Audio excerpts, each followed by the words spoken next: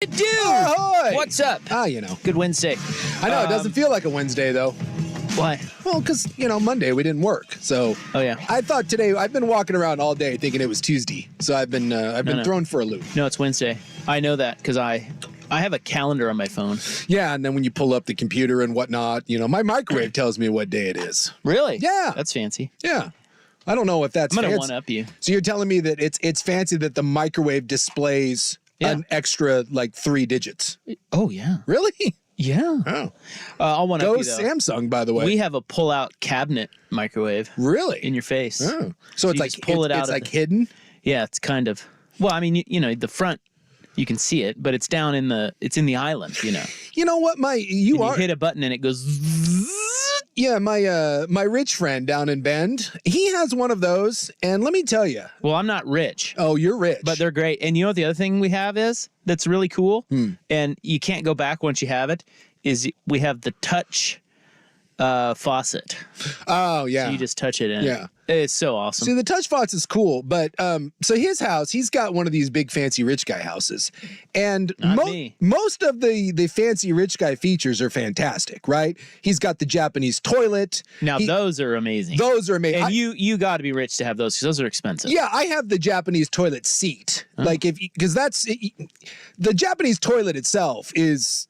Dude, it's like a small Tesla. But you can get the toilet seat at Costco for a couple $100. That's the poor man's version of it. So wait, but it's not heated or anything? It is. So I have you for Well, wait, what are you paying what's all the other stuff? Oh, well, the toilet it's like a work of art. The Japanese toilet is very, very fancy. I've used them. Yeah. But I guess I don't. Maybe I don't know all the features of them. I will say I think it was $400 at Costco. I think it's a Brondell is the model. It's the best purchase that I've ever made. You have to have an outlet that you can plug it into. So you need it when we redid our bathroom, we had an outlet put in right by the toilet.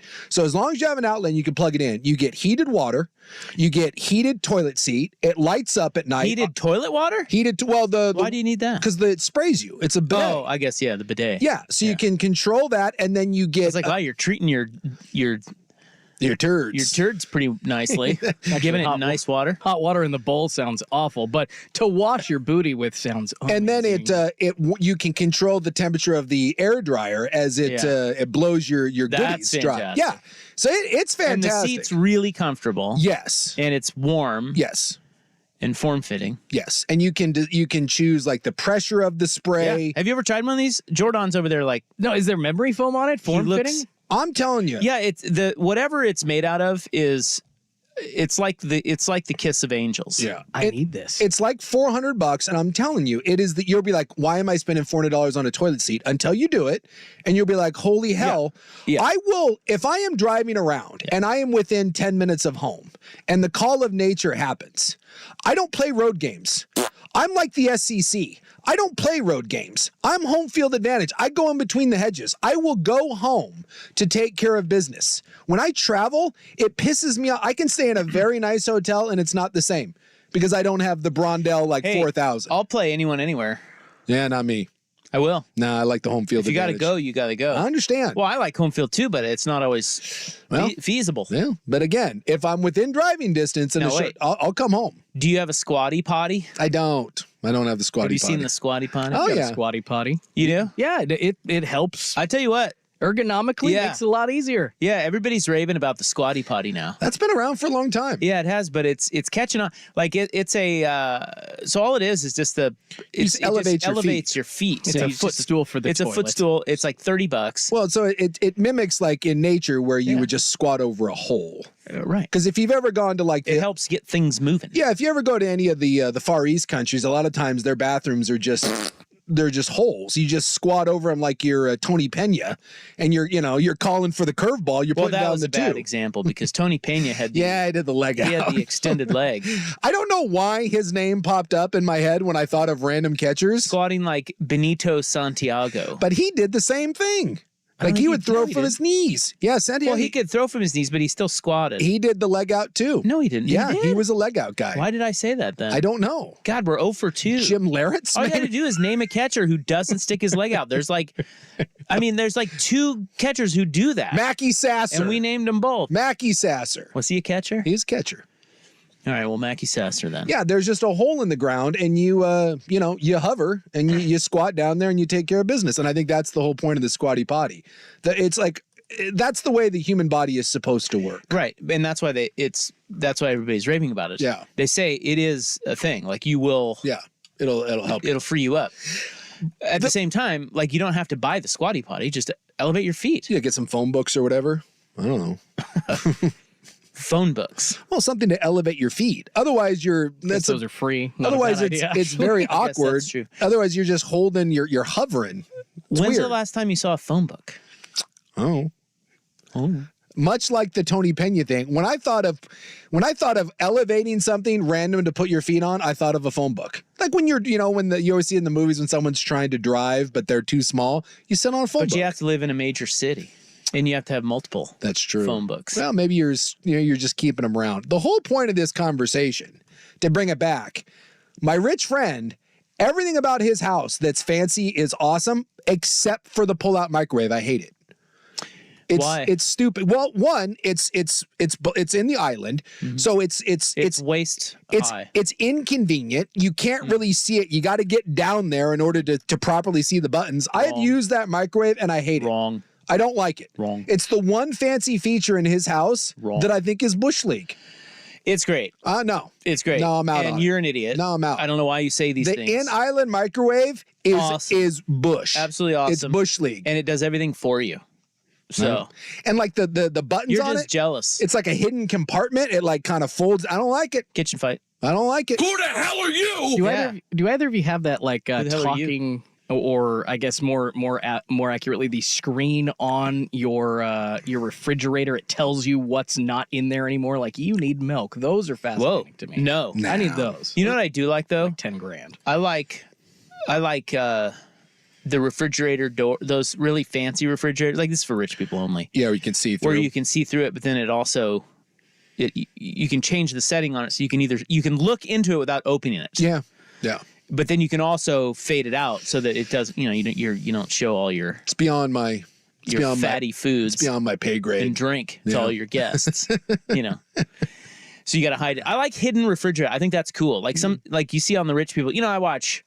You like to watch Real Housewives or something. Sure. You see the best part about that show, and there's nothing really redeeming, except you get to see how rich people live. Yeah. And that's always kind of interesting. Yeah. And they always have the hidden fridges that look like cabinets, but it's actually a giant fridge. It's fascinating if you have a friend that's rich and you go over and you see rich guy features. Some of them you're like, oh my God, that's amazing, and then other stuff you're like, I don't know. Like the buddy, he's got a hidden door. You can go into his closet and there's a hidden back door, like a Scooby-Doo thing, where you can go into his office, which is really cool. But at the same time, you can just walk down the hallway and go into the office. Well, those things. So I would imagine he built the home. Yes. Yeah. So those things are easy when you're building from scratch. Yeah. As long as you think of it before they frame. Yeah. It's not that hard. I mean, it's just like, this would be fun. Is it only a rich guy thing where you're like, hey, it would be don't cool? think so. Hidden door. See that a lot on social media now. Like I built a house that I never once had. Hey, I wonder if I had a hidden door. Rich guy things, if you want to boil it down to one thing, it would be they're all things that are unnecessary. Yes. So that's very unnecessary. Absolutely. So I don't think the average guy who's building a home is going to pay the extra. And like I said, I don't imagine it's a lot. But, you do have to frame it different. Yeah. You have to I'm sure it's a couple grand. I would say less, but maybe. It depends on the home and, sure, what you're trying to do. But if you want to just put in a little fun trap door to shove your kids down every now and then, maybe the builder's, we can do that. Yeah. But it's unnecessary, so no one really does it. Yeah. I think a more rich person. Remember when the pandemic was happening and Jimmy Fallon was doing stuff like from The Tonight Show at his house? The background showed a kid slide, and everyone was like, "Whoa!" Like a kid slide in the house, down to the first level. His wow, son, that's rich level status. Rock wall in the bedroom. Really? Yeah. That's rich guy feature. I remember seeing, that's interesting you bring that up. I remember seeing Jimmy Fallon's house when he was doing his show from home, and it's very quirky. Well, again. And odd. Yeah. I was surprised. See, that doesn't surprise me because, again, he's quirky. He's quirky and he's got money. Yeah. Again, it's one of those like in the house that you can go into a son's bedroom and you can rock climb to like the top of the ceiling, and then there's like a an entrance you can crawl through to get to another room in the house. Again, another hidden entrance. Yeah. This is. Should I tell you about my bulletproof panic room? See, now that's cool. Why doesn't he have that? Of all the rich guy things that you could have, that I would think would be the coolest. I think the really rich, like the uber rich, are building like bunkers? Yeah. See, that's cool. Underground layers. Yeah. Because they're very fearful. Well, I just think it'd be cool to have an underground lair. Like you're not. Like, what are you going to do? I mean, nothing, but dude, they're going to come get you just like they're going to come get me. It's cool to have. I think Mark Zuckerberg's been in the news for that recently. Well, I've seen lately. He's got one? Yeah, he's building one. And apparently, like in Hawaii, like one of the worst places you could build an underground lair. Like I would think Hawaii is the perfect place to build an underground lair. Have you not seen any James Bond movie? It's always on. The Hall of Doom is always on some sort of weird island somewhere. Who's coming to like... That's the perfect location to build an underground they're leaving lair. Hawaii alone. Yeah, no one's messing with that. Again, and there's probably like he's probably got like a submarine there, and that's if you're going underground lair, I like where he's going with that with the Hawaii underground lair. He's weird. All right, well, hey, welcome to the show. Yeah, it's a Wednesday show, full show here. We've got Jordan Schultz right over there. Schultzy, they call him Schultzy. Without a fancy toilet or an underground lair, he's still here. Happy not to have both, I guess. He's like an STD, just keeps popping up. You're happy to not have an underground lair? I'd rather. That's a lot of money in taxes to pay. I mean, that's Mark Zuckerberg's throwing a lot of money down. He's paying taxes on that? You think he's concerned about taxes? Taxes? No. You think that's what he stays up worrying about? Is Schultz? If you're buying fancy toilets and underground lairs, taxes don't concern you. It's fair. You move beyond taxes. Yeah, but I don't even think taxes are a thing for him. Like, he's so rich that it doesn't even like. Yeah, all his money's in a Swiss bank account. He dodges that bullet. I would hope so. Unlike you and I. No. Hits you right in the face. Well, today's show is going to be big, I promise.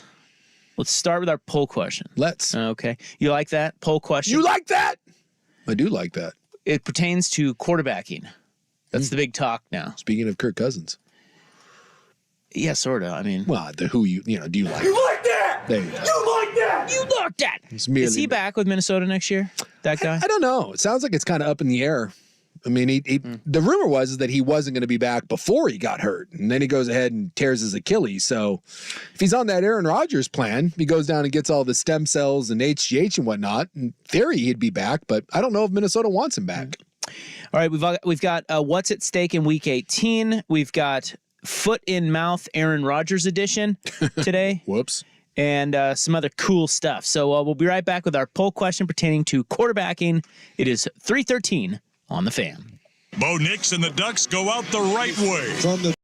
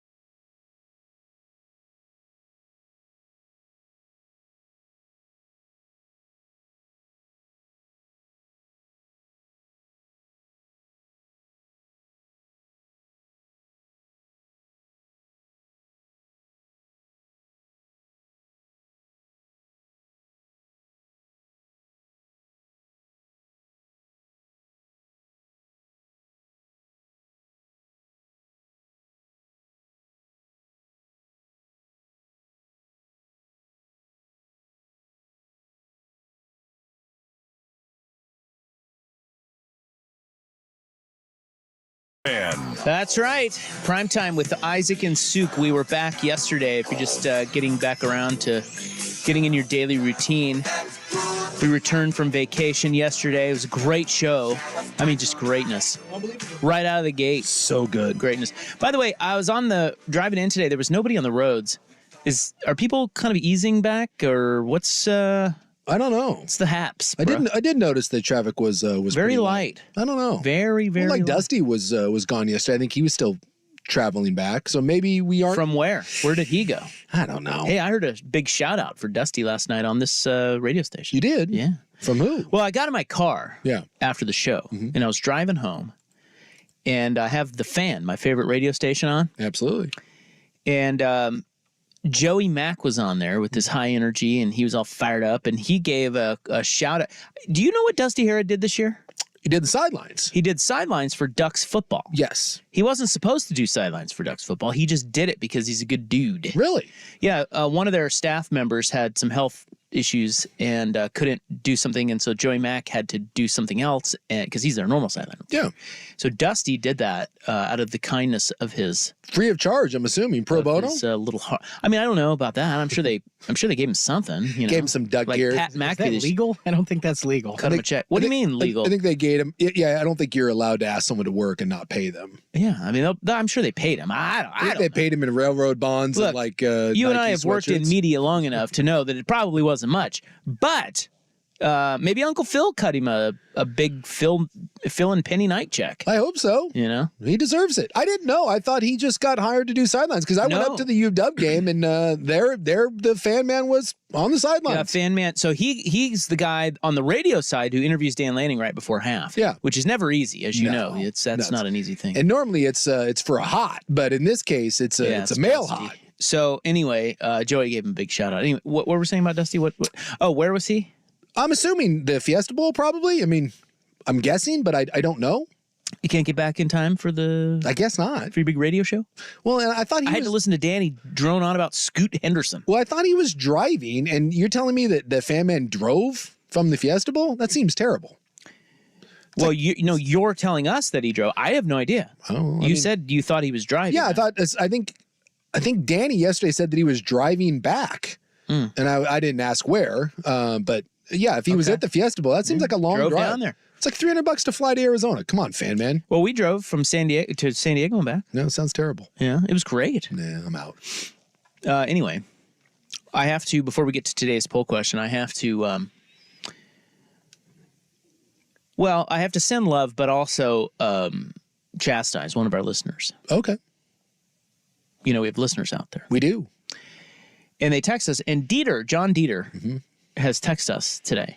Yes, And he's in and out of the show. Sometimes he's there, sometimes he's not. but he is one of the like OG original Yeah. Oh, yeah. texters. He's a great texter. Yes, we love Dieter. And he's a great dude. But sometimes he'll be texting us, and you can tell he's not even listening to the show. He just texts us. Yeah. He knows we're on the air. He's not listening. He's probably at the bar, but he's just texting his Hot stories whatever, and whatever. He has just texted us that he is in the ICU. Yes, at the Salem Hospital. Now, I'm probably not supposed to disseminate that. Oh, well. But Well, now we've just done that. And I just got to tell you, man, you can't be like, look, I hope you're okay. Yeah. But that's some serious stuff. You can't just say, and then he's like, well, entertain me. Yeah, he said everything hurts. What's going on with Dieter? Well, I heard penis reduction surgery, but I bet that does hurt. I don't know. Yes, I would like more. Oh, no. I would like more details because we do love Dieter. And you can't It's like a cryptic social media post. Yeah, like, easy, LeBron. What do you mean? Yeah. Yeah, tell us. What happened to you? Yeah, were you reading The Godfather for the 19th time and like got a paper cut? Tell us what happened. And now we're worried. Yeah, is it liver involved? You know what are we doing? So shout out to Dieter. Make it so we don't worry. Yes, Please. We love you, Come but on, man. tell us why everything hurts. What's up with that? Here's our AAA heating and cooling poll question on X at 1080 The Fan. Family business, helping families for over 60 years. AAAIAQ.com. Yesterday, we asked you, who will you be polling for in the college football playoff title game? The winner of that, believe it or not, here on the Duck Station. It's unbelievable for me to report this to you. It's a stunner of all stunners. The winner Washington. I would not have guessed that. Now that's wild. That is wild. But I mean, it's not to say everyone in our audience is a Duck fan. Obviously, they're not. But I thought there'd be enough of them and just enough general hate. Although we got a lot of Beaver fans saying that they're rooting for UW just because it would piss off Oregon fan. Yeah. The enemy of my enemy. Yeah. You know, that sort of thing. So 43% Washington, 42%. Now, here's the Duck fans. Yeah. 42% said not Washington. And then only 15% said Michigan. So that's how hateable Michigan is. Yeah. Nobody likes Michigan. Nobody, get out of here with Michigan. Yeah. I'm not rooting for Michigan, but a lot of people said, I'm still not rooting for Washington. Yeah. 42%. I understand that they don't want Michigan to win, but anything's better than Washington in people's minds. I am all in 42% of people's minds. I'm all on board. I want the doggies to do it. The level of disrespect all year has been ridiculous. And like some of the ignorant takes, like this basketball on grass, Booger McFarland had the balls to try to compare Michael Penix to Michael Vick. What does basketball on grass mean? Well, that they're basically like an air raid sort of system, which is just so stupid because they are not. Just because they're so good at throwing it? Yeah. Like how lazy can you be? You made really Michael Vick, that was the comparison you make? Why? Because he's a black quarterback? By the way, if the only game that you've ever seen Michael Penix play, which in this case, Booger, I'm guessing that you saw the Sugar Bowl, yeah, he ran like 4 times. He's ran 5 times all year. He doesn't run. And yet you're going to drop Michael Vick of all people? It's so stupid.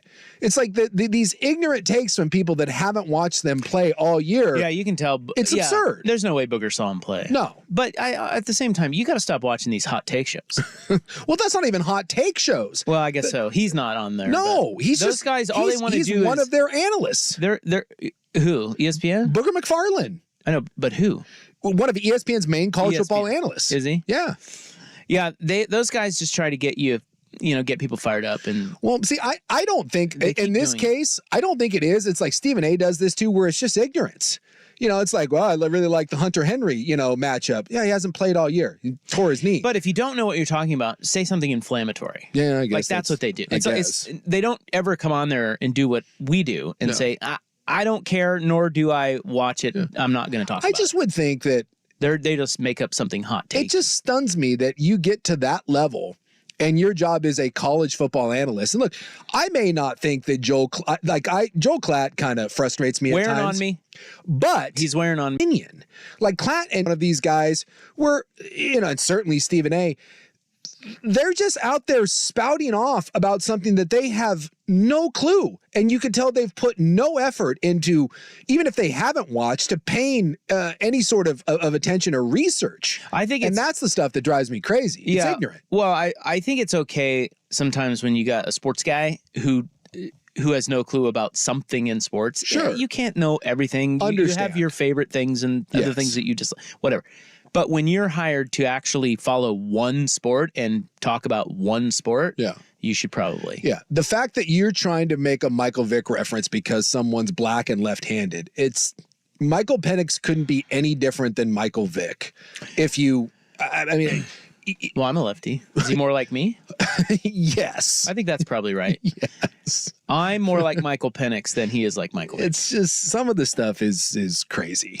But all right, well, who cares about Booger? I'm just saying the amount of disrespect that Washington has gotten all year and continues to get from the national media. At what point? Because now we're getting this one. This is almost the universal take across the national guys. And again, people that are paid to do this at the national level. Washington's good, but they've never seen anything like Michigan. Like there's just no possible way. Michigan, in case you didn't know, they're made up of Paul Bunyans. Every player on Michigan is the greatest football player of all time. And there's no possible way that Washington, because they're from the state of Washington, there's no possible way that they can hang. And I agree that Michigan's defense will be better than any that Michigan has seen. But can we also admit Washington? Or than Washington has seen. But can we also admit that what Washington is going to do offensively is light years better than anything that Michigan has seen?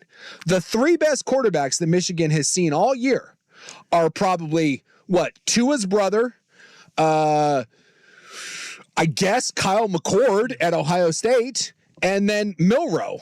And last time I checked, none of them throw the ball. This is by far the most challenging offense. And by the way, I still think I'll pick Michigan. I think Michigan wins in a close game. Come on, you're so fired up. But this idea that Washington is walking into this house of horrors that they have no ideas waiting for them, it's the same crap we heard about Texas. It drives me crazy. What does Washington have to do? Who do they have to beat before someone looks at that and says, yeah, twice?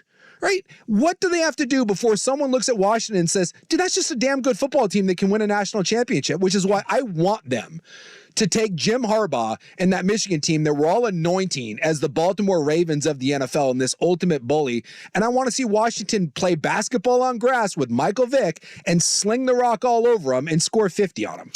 Okay, that was yesterday. Today, we are asking you, which quarterback do you most want for your NFL team?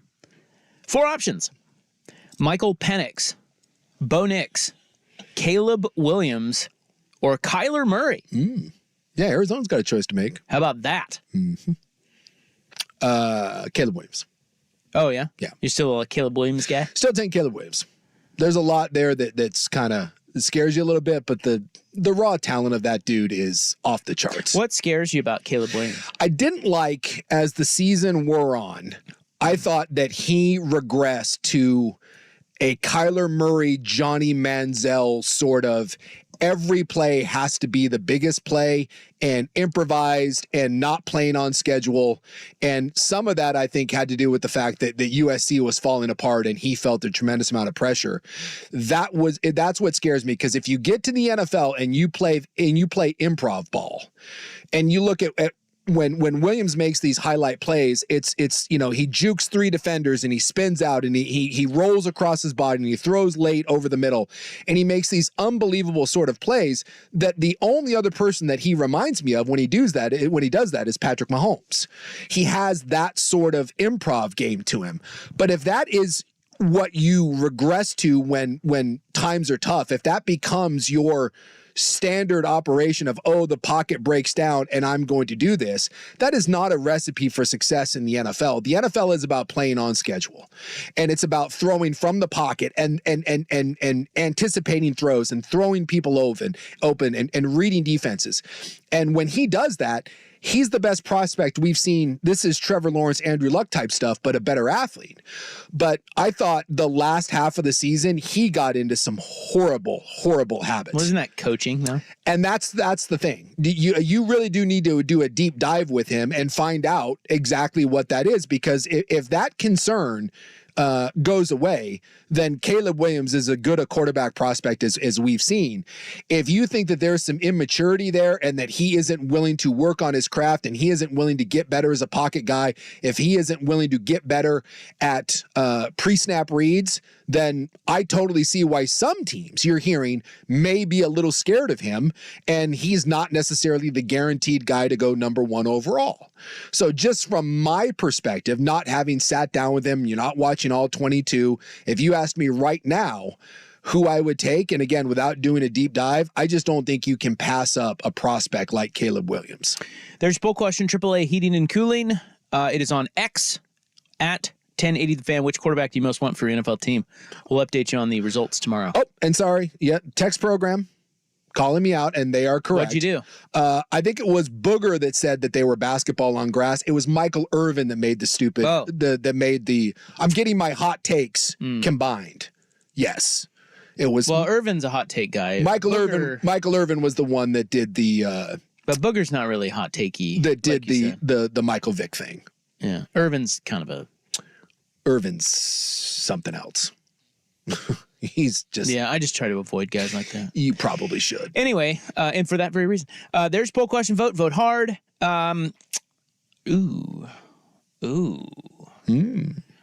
What's at stake in Week 18? And then we'll get to foot in mouth Aaron Rodgers edition coming up on The Fan. Now, Now, from the Spirit Mountain Casino Sports Desk, a Sports Center update on 1080 The Fan.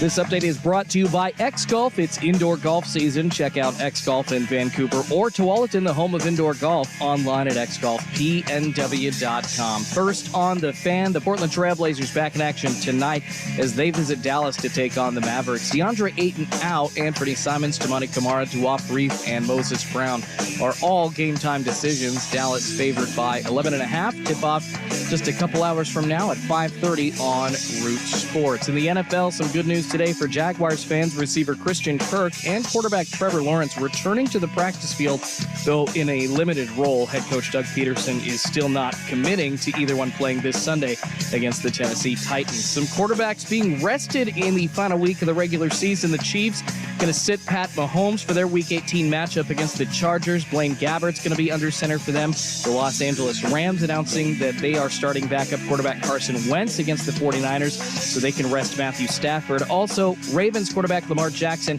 he's going to rest in Baltimore's last game of the year against the Steelers on Saturday. That means Tyler Huntley will be under center. Jets quarterback Zach Wilson ruled out for the season finale against New England since he's still in concussion protocol. That means Trevor Siemian going to start one more time in New York. More sports scores and stories in 30 minutes. I'm Schulte from the Spirit Mountain Casino Sports Desk. Watch and wager on pro and college football from across the country at Spirit Mountain Casino. Learn more at spiritmountain.com. One number does it all for contests and texting your favorite fan shows. The Vancouver Ford text line is 503-864-6FAN. It's The Fan on Demand. Service Patriots brings you fan podcasts after racking up 2.5 million listens and downloads in 2023. Oh my God, that is impressive. Is your heater safe? Why replace it when Service Patriots can restore it? Get their $59 27-point furnace tune-up and safety check, including a free 1-inch filter. They'll also check your AC for free.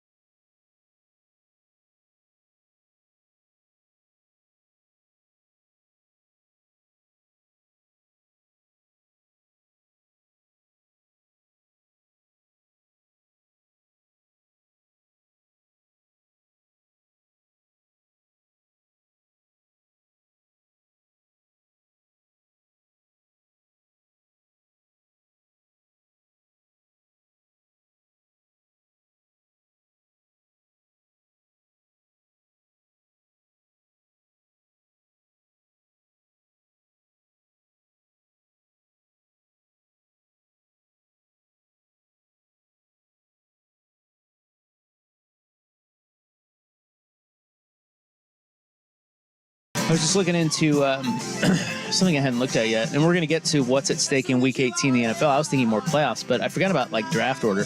We were talking about Caleb Williams, you know. Yeah, Bears have a choice to make. Well, the Bears. Okay, so the Bears are going to be number one, right? Yes. Because they get the pick from Carolina. Yes, and that is sealed. Yeah, and so they kind of like Justin Fields. He has come on as of late. Sure. So they could stick with him. I think they'd be crazy too, but there's a lot of rumor that Eberflus and Fields will both be back, and that they're going to trade out of that number one pick, and that's get a haul for it, and that's an option, and they would get a haul for it. Yeah, that's not what I think they should do. I think they should be smart and take the quarterback. Fields, I don't know. We could do a whole segment on Justin Fields. Yes, and we can do that here if you'd like. He's good. I just don't think he's the guy. Okay. That's just my opinion. Sure. By the way, it's an opinion that I share as well. You think the same thing? I do. I think. I mean, he's gotten a lot better. Sure. But you now have. I'll do this real quick. We don't need to do a whole thing on Justin Fields. But this is my. We're going to take calls on this next segment. This is my whole thing on Justin Fields. Has there been improvement? Sure. Is there room for more improvement? Yeah. But at this point, after 4 years of Justin Fields, look, it doesn't normally take 5-6 years for you to prove that you're a franchise guy. And by the way, this isn't like my opinion. Statistically speaking, over the last handful of years, do you realize that there's only one quarterback with a worse passer rating that's actually a full-time starter than Justin Fields, and it's Zach Wilson? Ew. And I get that there's some plays with his legs and he can run around and he's athletic and the highlights look really good. But make no mistake about it, Justin Fields doesn't win. He turns the ball over more than one per game, throws a lot of picks. He fumbles against better teams. He's very inconsistent. Now, against bad teams, he has some big moments, but I think you can win with Justin Fields if you put an elite team around him, but I think you can do that with a lot of quarterbacks in this league, especially. And by the way, they've been doing this on a cheap contract with Justin Fields. Eventually you have to pay your quarterback. And to me, look around the league. I think a lot of teams end up in purgatory when they end up with a quarterback that's okay, and then you try to build the team around him. You can win that way. We've seen it. Philadelphia won one with Nick Foles, and we've seen, the Baltimore Ravens did it with Trent Dilfer. But in this league, the way it's designed, if you don't have a stud at quarterback, it makes everything 10 times harder. And to me, there's no way that you can say that Justin Fields looks like eventually he is going to be a stud. Could he be a solid starter? Sure. Is he better than what Atlanta has? Absolutely.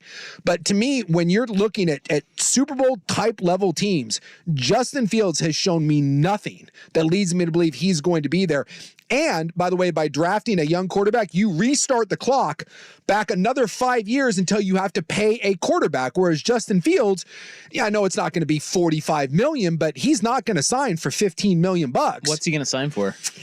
I'm guessing if he wanted to stick around there, realize that Daniel Jones got 40 plus mil. I'm guessing Justin Fields is not signing for less than 38 a year. And there'll be some outs there. So if you want to do this and you want to load up with young talent, sure. But how many times do we see teams loaded with good talent around an average to above average quarterback, and we constantly say, that's not good enough? See Kirk Cousins in Minnesota. There's lots of these out there. So to me, in a quarterback class that supposedly has generational type talent, and this goes back to when you evaluate the players, do you think Caleb Williams or Drake May or Bo Nix or whoever, do you project them as franchise absolute game-changing quarterbacks? Because if you do and you keep Justin Fields, that's malpractice. All right, so it's going to be Chicago, and they have a decision to make. They can trade Fields. Yes, and they would get a lot. Yeah, I think somebody not Fields. They would trade if they traded the pick. Fields. If they trade Fields, they'll get an okay. Yeah, and take a quarterback. Somebody mentioned again, I forget who. I think it was ESPN's it was Orlovsky maybe, or one of those guys mentioned second round pick maybe. Yeah. For Justin Fields. So that's that's something. And then after that, it's the Commanders, the Cardinals, and the Patriots all tied. Yeah. So we'll probably get some elite level tanking from those teams. This weekend to finish second, right? Yeah, because every one of those teams you could see in this, if Chicago decided to take a quarterback, but whoever trades up is going to take a quarterback. You could see a quarterback's going to go 1, 2, 3, possibly 4. Is that the Kyler Murray? Like That's Kyler Murray. yeah, because they'll probably trade him. Yes. And they'll take a quarterback. So we could see 5. I'm not kidding. You could see legitimately the first 5 picks of this draft all be quarterbacks. And who would that be? That would be Williams, Drake May, and then probably, again, depending some combination, but like Bo Nix, Michael Penix is another one that's in that conversation for being a top 5 guy. Jaden Daniels. Some people are saying that they think that Jaden Daniels may go number 1 overall. What? By the time this is all said and done. Whoa. That people are salivating over Jaden Daniels. We see it every year in this quarterback. Well, he did win the Heisman. We see it every year where you get a quarterback that wasn't really thought of going into the season, and then he has a great year, and we're like, oh yeah, that's a first round pick. And then as the draft process goes on, you just see people climbing. He's just the guy to keep an eye on. I don't think it's going to happen, but there are plenty of people that are saying when they're talking to NFL execs, they're saying keep an eye on Jaden Daniels being the climber. But I think that's probably your top 5 NFL quarterbacks in the draft. It'd be very Bearsy to keep the number 1 pick and then take him over Caleb Williams. You know what? The thing is that you could do in that case is if you decided Jaden Daniels was your guy, trade back 2 spots and take him then. Yeah. Yeah, get something for number 1. Yeah, you don't need to be at number 1 to draft Jaden Daniels, but we'll see. But it's supposedly this class is going to be one of those just uber special draft classes. And I doubt you'll see 1 through 5. I mean, Marvin Harrison's in there. It's a great draft for offensive tackles, great draft for receivers. But when you look at needs and those top 5 picks, every one of them, with the exception of Chicago and Arizona, if they decide to keep their quarterback, every one of them doesn't just need a quarterback, but are desperate for a quarterback. You can't run that back with Daniel Jones. You can't sit there and run that back with Zappy or Mac Jones. Geno Smith. Oh wait. Yeah. Is Seahawks are they gonna take a quarterback? I don't know. I mean, I don't think, again, this goes back to my Justin Fields thing. I think the best case scenario for Justin Fields is you end up with a Geno Smith level player. Geno Smith is fine. Yeah. Geno Smith is a good starting quarterback. Do you want better scrambling ability? Yes, but that level of play. Sorry. Fields has better scrambling ability than Smith. But it's that level of play. Yeah. And that's fine. He's going to win you some. He might lose you some. But he's not going to Geno Smith will never be the reason why a Super Bowl trophy is hoisted in Seattle. Right. And I feel that way about Justin Fields. And to me, the idea of not resetting your salary cap, you get 5 years of a cheap quarterback, which is the best window to win in this league, is when you don't have to pay your quarterback. And supposedly you have generational guys and you stick around with Justin Fields. I just don't. If they decide to do that, that will be a head scratcher to me. But there does seem to be a lot of, at least a lot of, what we say, inertia towards keeping Justin Fields. They're not going to do that. But if they do, they should be kicked out of the league. I mean, it's just, come on, Bears. Seems odd. But, all right. And Seattle, like you said, Seattle may be another one wherever they won't be drafting. But if one of those guys ends up tumbling, if Penix, let's say with the injury concerns, okay, Seattle's going to be drafting in what, 16, something like that, 14. Let me scroll through here because it's not all set depending on what happens. So they got him right now drafting 15th. Okay. If Penix ends up being the 5th or 6th quarterback off the board, and with the injury concerns, I could see that.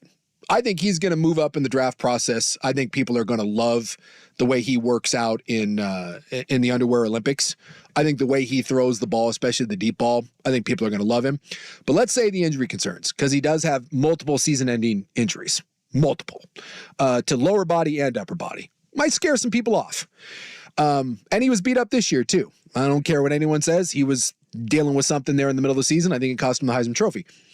If he falls and he's sitting there at 15, yes, I think Seattle has to do it. Yeah, I think you pull the trigger. You have to pull the trigger. Guy's awesome. Yeah, and say, hey, Geno, I know we love you, baby. And, baby, you're a nice, solid player for us, but we're going to need you to mentor the young man here. And then, Michael, you're not going to have to move. Just keep that 2-bedroom in downtown Seattle. Watching what Penix is doing, and we'll get to this. See, now we're all We're all sorts of sidetracked, but it's okay. It's hot sports talk. That's what we do. Well, there's a lot to be sidetracked here. Yeah. Next. Okay, so we'll push this to next. I kind of wonder why Penix is so undervalued. And that includes NFL draft boards. Yeah. Because, dude, look at what this guy's doing. Let's get to that next. It's 3:49 on the Fan. What's your opinion? It's thick, it's meaty.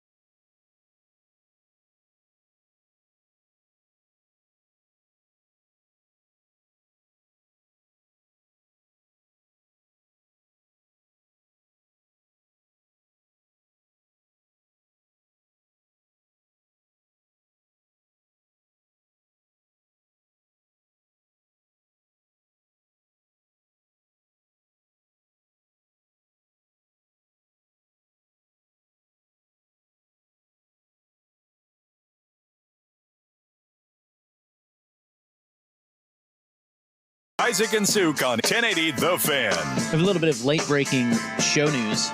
We mentioned that John Dieter, one of our beloved listeners, is in the ICU, and we only knew that because he texted us from the ICU. Yes, but did not tell us why he was in the ICU. Very cryptic. Yeah. Not happy about it. We didn't appreciate it. But also, we didn't. No. But at the same time, it's like, he's in the ICU. And we're worried. Hope he's okay. The breaking news is that he has texted us and said he was blindsided by a truck in a crosswalk. Oh. Yeah. What? And he does not recommend it. Good Lord. Yeah. So, I hope he's okay. Yeah. That's the news. Yeah, knock on Formica here. Dieter, get better. Is this Formica? I would assume so. Well, it's not wood. Yeah. No, it's definitely not wood. But it's not. Yeah, I'm going with Formica. Yeah, that's about right. Yeah. It's about our budget. Okay. Yeah. So we have been sidetracked now by hot quarterback in the draft talk. Okay. Yes. And that is going to be a sidetrackable topic until the draft because it is very interesting. It's a great year for quarterbacks. Yep. You know, the top 5 include 2 guys at Oregon and Washington that we're very familiar with. It's very interesting. And NFL teams and quarterbacking, it's like, we can't stop talking about it. Okay. So.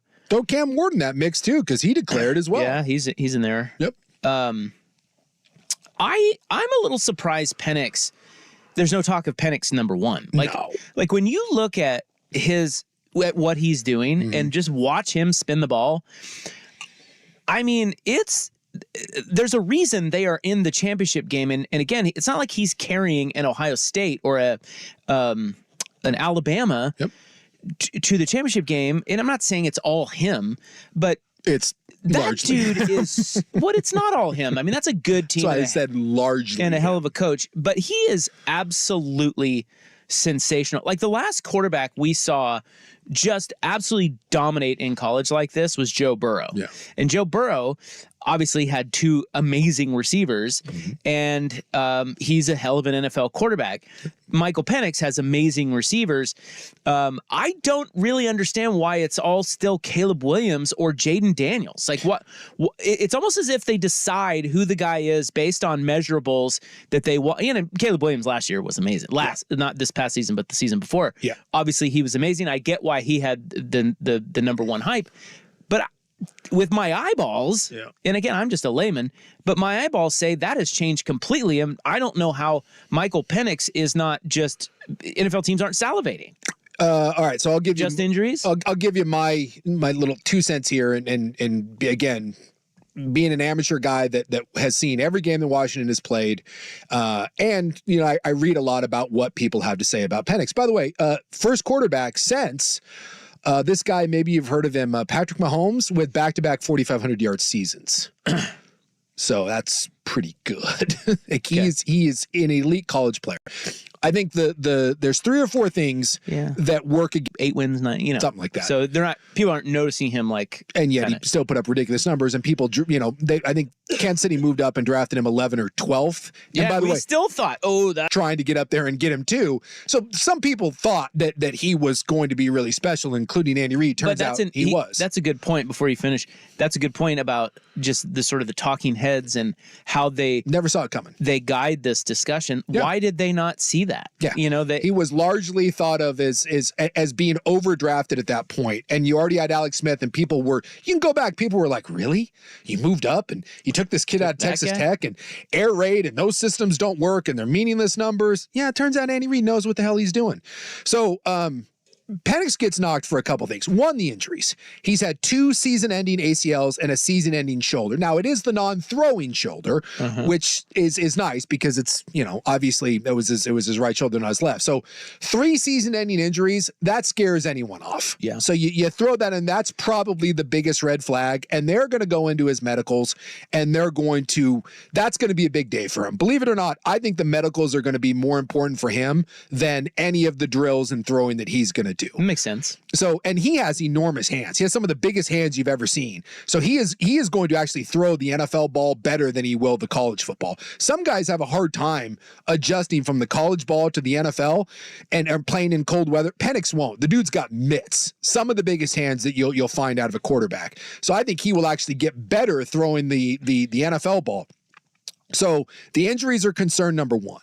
Can you trust him to hold up? The last 2 years, he's been incredibly durable. The other one is, because of those injuries, there is a perception that he isn't willing to play with his legs. When you watch him play, he is not a guy that wants to extend plays. He is a guy that is going to play almost exclusively from the pocket. And in today's modern game, that scares people, because in the NFL, if you're not playing behind an elite offensive line, there is the idea that you have to be able to move around and keep plays alive with your legs. And I would make the argument to that is Penix really hasn't had to, because he has played behind an elite offensive line. I also think he has elite pocket awareness. I don't think he wants to run. He can. He showed you that in the Sugar Bowl. And I think maybe in the NFL, that will become more part of his game, being willing to take off and run, because he's had 2 years of being healthy. He ran way more at Indiana than he did at Washington. But I think that's a knock on him. I think the arm angle scares people, in that when you watch him throw, it doesn't look like your traditional elite quarterback. He throws more like Phillip Rivers. Yeah, he kind of slings it. In fact, if you want a comp to him, I think a more athletic Phillip Rivers is actually a pretty good comparison with that arm angle. I'd take that. Yeah. Phillip Rivers was awesome. Phillip Rivers was awesome, and Phillip Rivers played with a couple bum knees and was never going to be a guy that was going to move around a bunch. I think he's some sort of combination between C.J. Stroud and between Phillip Rivers. The other one that you hear about Penix a lot, and I understand where this is coming from a little bit, is he's the best deep thrower of the football that we've seen in years. Some of the intermediate stuff, not as good. It's not as good. Not as accurate. It's not as accurate. Boy, he seems like it to me though. And I think some of that came from this year. I think that it's the busted ribs. Yeah. When he was playing beat up, I think. Wait, you said he's injury prone. Yeah. He wasn't hurt last year. No. And he was hurt this year, and he still played. So does he get credit for that? I hope so. I hope he does. And he should also, and on the running thing, if he has pocket presence that's elite, I love it. Dude, that is a huge deal in the NFL. That's half of some of these guys who struggle's problem. They just don't sense the pressure. I love it. If he's got that, how is that a knock on him that he doesn't run? Well, he doesn't run because he is managing pressure well enough to get the ball where it needs to go. Go back and watch the Sugar Bowl when Sweat bust through on the Polk touchdown. Yeah. The Outland Trophy winner for Texas splits a double team, smokes it, has Penix dead to right, and Penix sidesteps him, moves up in the pocket, and there's a little window to run. And most guys, when you face that pressure right in your face, it's like, holy hell, I got to bail out of here. Penix slides up, keeps his eyes downfield, and throws a 30-yard bullet that ends up being a touchdown pass to Polk. Why it's a knock that he doesn't take off and run, I don't get it. Other than I think there's an idea of, and again, this goes back to just difference between college and the NFL. I think the idea is in the NFL against defensive tackles, can he have that escapability, or is he going to struggle when better D linemen start getting around him? They don't love the athleticism at which he plays, and they think that, and again, I don't know if this is a product of playing behind a good offensive line. They think he plays slow, that he takes, when you watch the Washington offense, he has a lot of time to sit back there. Yeah, he does. And he really does take his time reading through progressions. And I think there is some concern with people is, can he play on a sped up clock?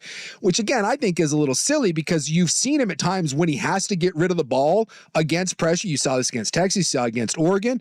He has no problem quickly getting rid of the ball and getting it out to his playmakers. Yeah, he doesn't really turn it over. No, but that is a knock. So those are the negatives that you hear on Penix. That's interesting. None of that really sways me to say I don't understand why he's not getting number one hype. Like, that guy is the real deal. None of it. And so everything you just mentioned, it seems nitpicky, but I don't know. Yeah. I guess that's what we do.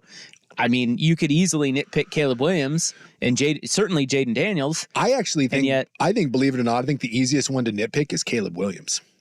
Right. I think, well, let's just say this. If you nitpick all three of them, Penix, Daniels, and Williams, I think you're nitpicking Williams. The things that you bring up about him, I would be more concerned about if I'm an NFL GM. Outside of the injuries, I'm pretty confident. I watched every game that UW played, and I watched a lot of USC football. And I'm not saying that I'm watching the all 22 and there's nuances when you're actually studying film versus watching games. But I do watch, when I'm watching USC, I try to keep an eye on Caleb Williams. Like, same thing with Penix. I did this with at Oregon with Bo Nix. If I just turned on random game and we sat down and watched Caleb Williams and we sat down and watched Michael Penix. And I get it because there's athleticism and the freak plays and one has injuries, one doesn't. But if I just sat down and said which one of these games that the quarterbacks are bringing to the table is more conducive to success in the NFL, I would take Michael Penix all day. For sure. Because Penix I don't think has bad habits. I think Penix has some mechanical stuff that maybe worries you, or again, the injuries. Caleb Williams has horrid habits of throwing off his back foot, of spinning out of pockets. One of the things that I hate about college quarterbacks that would scare me to death is if your natural instinct is to bail backwards, you're dead. You're dead. You're absolutely dead. Watch Caleb Williams and watch how many times when he feels pressure, even from defensive ends, that he bails straight backwards, turns his back to the defense, and starts rolling. Brock Purdy did that early in his career in San Francisco, and I was like, dude, if he doesn't fix that, he is going to get murdered. And within 2 or 3 games, Shanahan, I think, had a cattle prod and was like, I swear to God, if you turn your back one more time. And he stopped it, right? But he bails backwards, and he spins. And that's the part that scares me. You can sit here and say that Penix and his lack of athleticism and that he plays slow, that worries you when the game gets sped up in the NFL. What scares me about what Williams does is that if you start backpedaling, you want to talk about athleticism, wait till you see defensive ends. You will not spin out backwards and get around NFL defensive ends. His habits are worse than Michael Penix. It's just that the natural talent of Williams is so great. And NFL draft evaluators and quarterbacks coaches, look at Anthony Richardson. They love upside. They love potential. They love athleticism. Yeah. And Caleb Williams is truly unique in that. And I just don't see how someone doesn't draft him number 1. All right, we got to go. Up next, let's get back on track. Week 18, let's take a look. 406 on the Fan.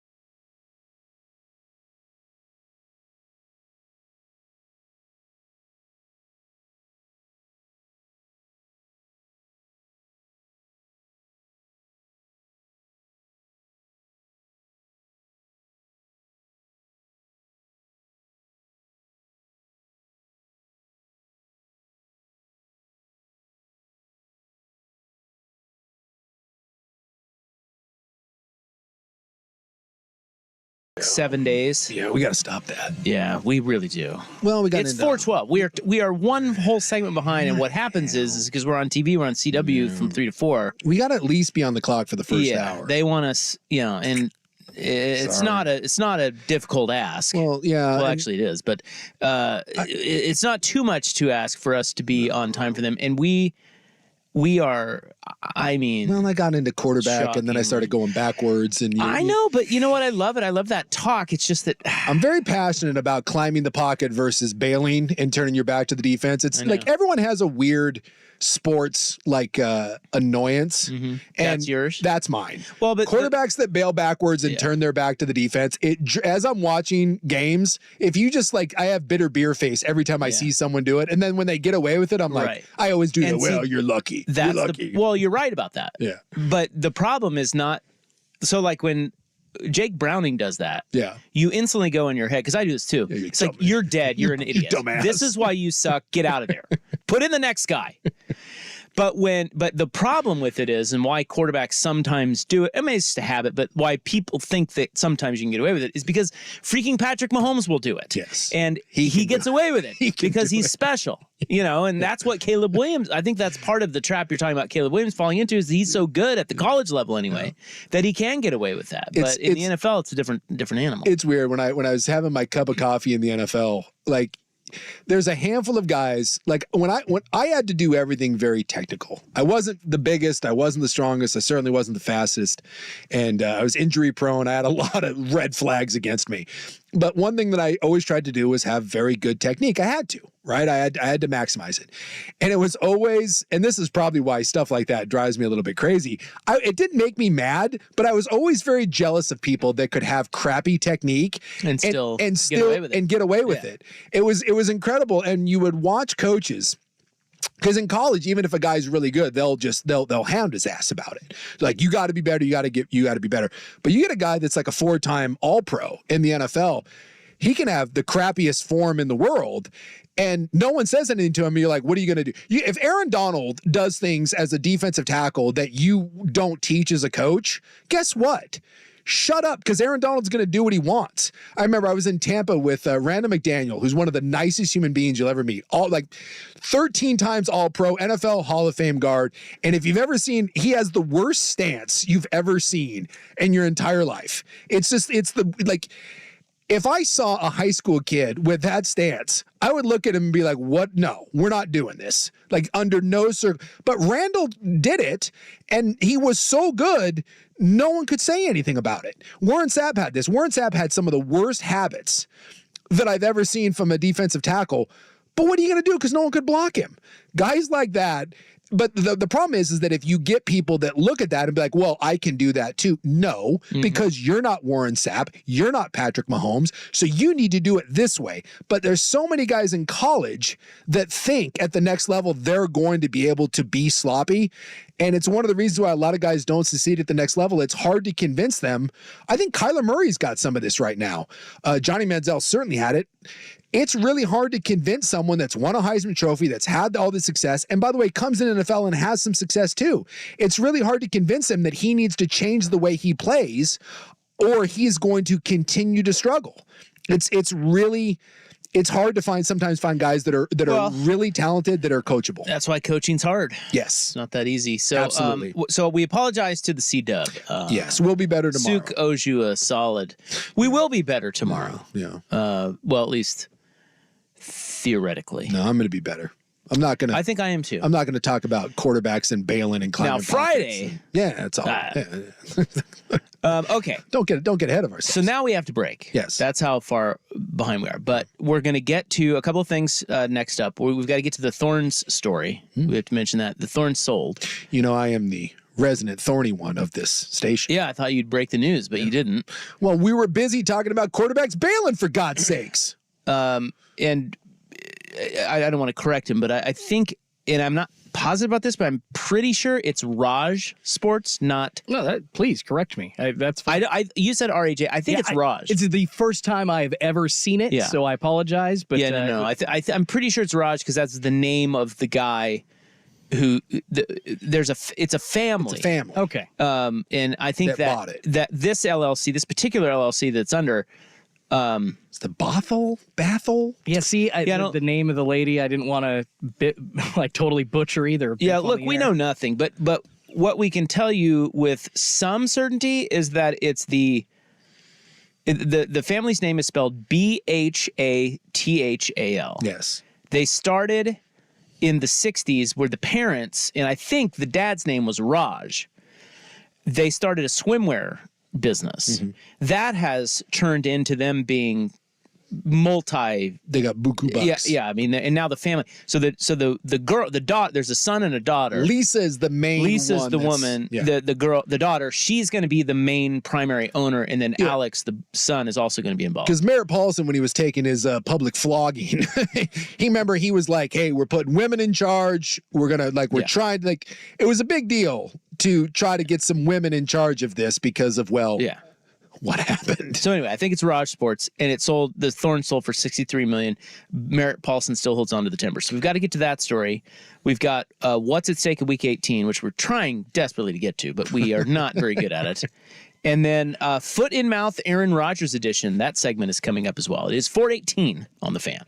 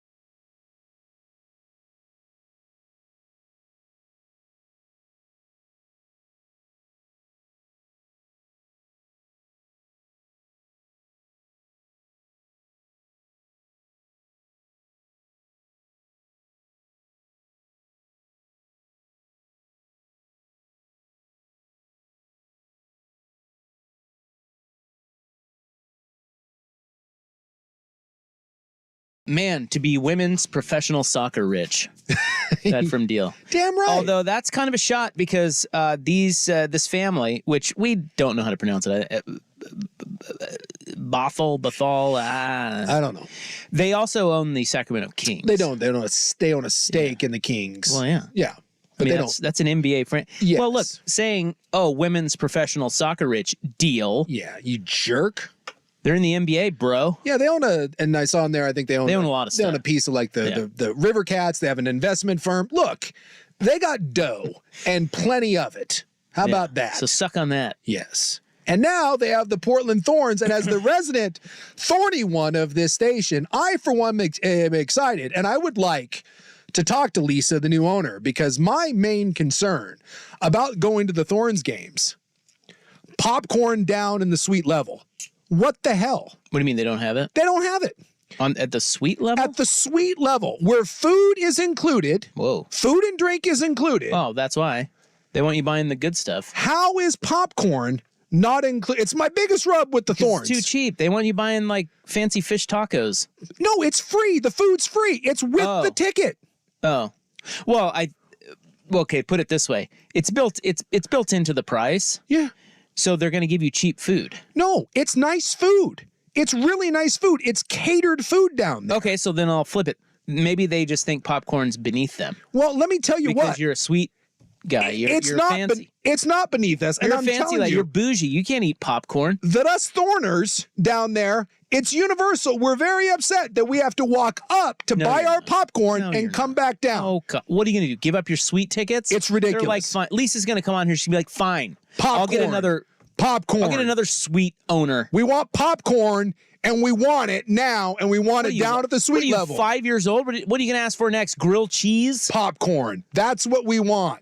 It's a sporting event, for God's sakes, and they're not offering up popcorn. It's ridiculous.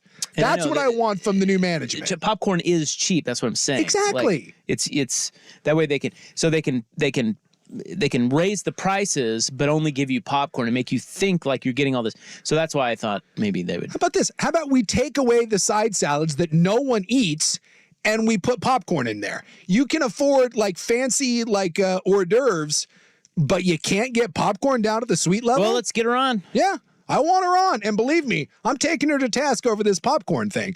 But it's pretty cool. They said that in the interim, the Timbers are going to keep all their staff on board until a transition team can be... The Thorns. No, so the Thorns are taking over the Lisa and her family. Again, I don't know how to pronounce the name.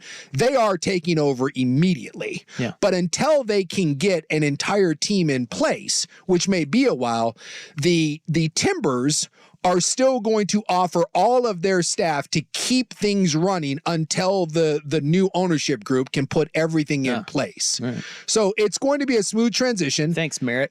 He said that Merritt Paulson said that he is going to give them very fair, reasonable terms to continue playing at Providence Park, at least through 2035, with an option to extend it further. Wait, does he own that? Well, the city owns it, but it's leased through the Timbers. Him, yeah. So yes. after 2035, he's out on that. Well, no, because the Timbers still play. The Timbers still play there. So he's just giving them favorable terms at least until 2035, and then I'm assuming that they're going to continue. Where else are you going to play? And the new ownership group is committed to building, I think within the next 2 years, they're building a independent training facility for the Thorns. And Paulson said that was important to him, that he got a group in that wanted, I'll give Merritt Paulson credit for this. As crappy as all that went down, it does sound like he actually put some real thought into trying to sell this to a group that was willing to invest in Portland. The Thorns are the banner franchise of that league. And I appreciate that he found someone that wanted to continue to grow it in the city of Portland. Well, they'll probably move him. Watch him move him. They go to Vancouver. No, SoCal. I mean, that's where where the group's based out of, right? And again, he was Northern California. He was also committed to finding a female-led group because of, well, all of the misgivings that happened with that organization. I, for one, am excited, minus the popcorn. Are you? I am. I love going to the Thorns. The Thorns and Timbers games, to me, in this city, I get it, are the best bang for your buck. I'm just saying, how can you be excited? You know nothing of the new owners. It's like, that could be good. It also could be terrible. Well, they could be awful. I will say that if You don't know. They spent $63 million, which is the most that a women's soccer team has ever sold for. I'm guessing if you're doing that and you're building a practice facility on your own dime, yeah, and you got deep pockets, I'm guessing that's going to be a good thing. Sometimes they tell you what you want to hear. Yeah, well. And then they come in and do something different. Well, I'll tell you right now. Clay Bennett. I'll tell you right now. If there's not popcorn in the suites by next year, they're going to hear from me. Well, you need to go. Sounds like you need to go to the Portland Pilots women's soccer game. Yeah. Because their food includes a kettle corn hutch. Ooh, according to one of our kettle texts. corn. I like that. Yummy. Kettle corn hutch. Well, and kettle corn is really, really yummy, one, and two, has much less of a chance to be abused. Like, you've all heard the stories about movie theaters that, take their popcorn from the day, put it in a bag, and then just throw it back in the machine the next day. I don't tend to eat popcorn in public places just because of that possibility. I want it all. Somebody else text. Again, the text line, Vancouver Ford text line, 503-864-6326. This will be yet another segment where we will not get to what's at stake in Week 18. I just got to warn you now. Well, I got all thorny on you. You brought up the popcorn. This is all your fault. I should have worn my scarf. I have today. the show laid out, and it never gets to anything that that's on paper. I will not apologize for getting thorny on this program because of you. I won't do it. So they said, rich owners group led by a family of men that puts their one daughter in charge for a soccer franchise. It's a female organization. Good Lord. All right. First off, that's a cheap shot. That is a cheap shot. shot. Her and her brother actually bought out the family business in like 2006. They're a two-headed monster. And since that, they have grown this thing. So it's a very cynical viewpoint. That's a cynical viewpoint. And I would imagine this person knows nothing of the family. Can we wait to tear them down to see what they do? Like, maybe they're off. Like I said, I just don't have much faith in rich people in general, right? Yes. But let's give them at least give them a fair chance to piss you off. Yes. Give it. Don't just get pissed. Give it some ample time. You know nothing about them. Yeah. Can I also say, too, on a totally unrelated note, she's kind of a hot. I like what she's got going on. There are some hot photos of her. Yeah, Lisa. Yeah. So that's a nice bun. And her brother's a handsome devil, too. Yeah, it's a good-looking fam. Yeah, they're younger than you. I mean, they're not old. No. So that's exciting. We got a new handsome power, Wonder Twins duo sort of, thing happening. And go Thorns. Okay. NFL talk later. Aaron Rodgers talk later. In the news is next. Portland Parks. Okay, so they're giving out $15 million for what? Ooh, I like the team in the city. Yeah, what do you think? I like it. Portland Parks wants to. They're going. They have money there. Yeah, a surplus. Yeah, they have millions laying around. There's always a surplus. What are we going to do with this? I'll tell you next. Here's Jordan Schultz with SportsCenter.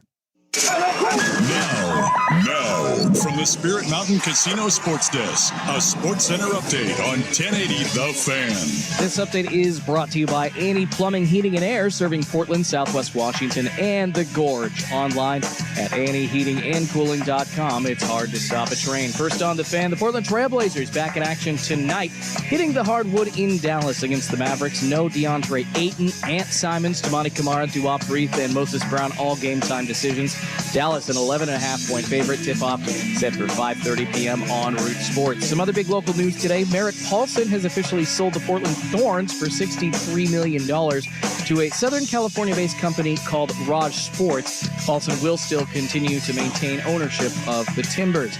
In the NFL, some good news for Jaguars fans today. Receiver Christian Kirk and quarterback Trevor Lawrence returned to the practice field, albeit in limited roles. Head coach Doug Peterson is still not committing, though, to playing either one this Sunday against the Titans. The Kansas City Chiefs going to rest quarterback Pat Mahomes for their Week 18 matchup against the Chargers. That means Blaine Gabbert's going to be under center. The Rams announcing they're starting backup Carson Wentz this weekend against the 49ers, so they can rest Matthew Stafford.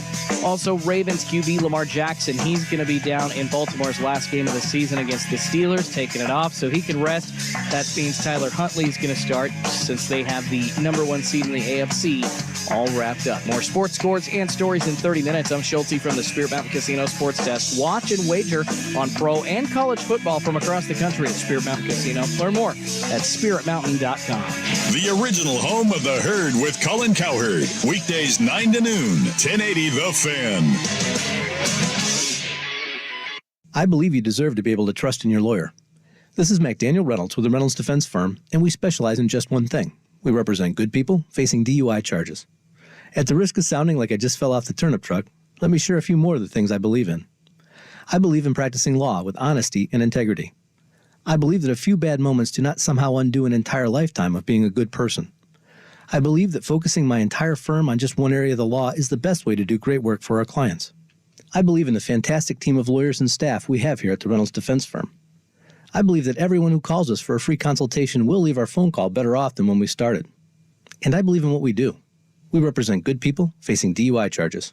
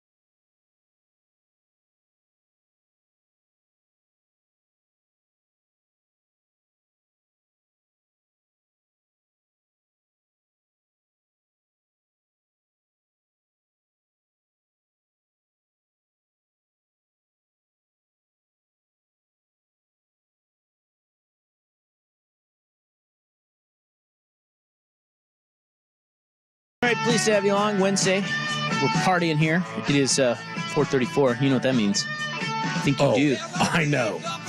It is January 3rd, 2024. Time now for In the News. I'm your noted newsman. Hello. Thank you. Thank you so much. Good to be back for another year disseminating the news to you. Let's go. Basically just pull it off the internet and read it. But, you know. Someone's got to. That's right. That's work. Why not us? That's all the news is. Thanks, you ladies. think Joe Donglin's out there cracking stories? By the way, I haven't talked to him in a while. I know it's been. I follow him on Instagram. Oh, do you? Every time I look up, he's doing something cool out He's there in Chicago. Yeah, he's like the national anchor out there. He's the man. Yeah. Today is National Drinking Straw Day. You have a hot take about Yeah, I do. biodegradable. I do. Because let me just say, Drinking straws. I'm all for saving the planet, and I love the turtles and all that. Dude, I knew this was coming. But the paper straws can kiss my rosy you-know-what. Those, I'm sorry. Why? They just, that's the worst. It's the worst. Because they just disintegrate into... They're terrible. Yeah. I'll just take it. If you give me one of those, I'll raw dog it and I'll just drink it out of the cup. I got no time for it. I'm all for the use a paper straw. It sucks. Yeah, I'm all for the environment. I am. Yeah. I am. I'm an environment guy. Let's go. But the whole But these straws are not good. I agree with No, that. be better. We need better technology. Yes. Well, it's not even the fact that the plastic is actually hurting the environment, because the actual plastic that's hurting the environment is really a bunch of fisherman's trash. It's just a bunch of stuff that's like... Have you not seen a turtle with a straw in its nose, Schultz? That Because I have. I saw a video once. I know. I saw a video. I know.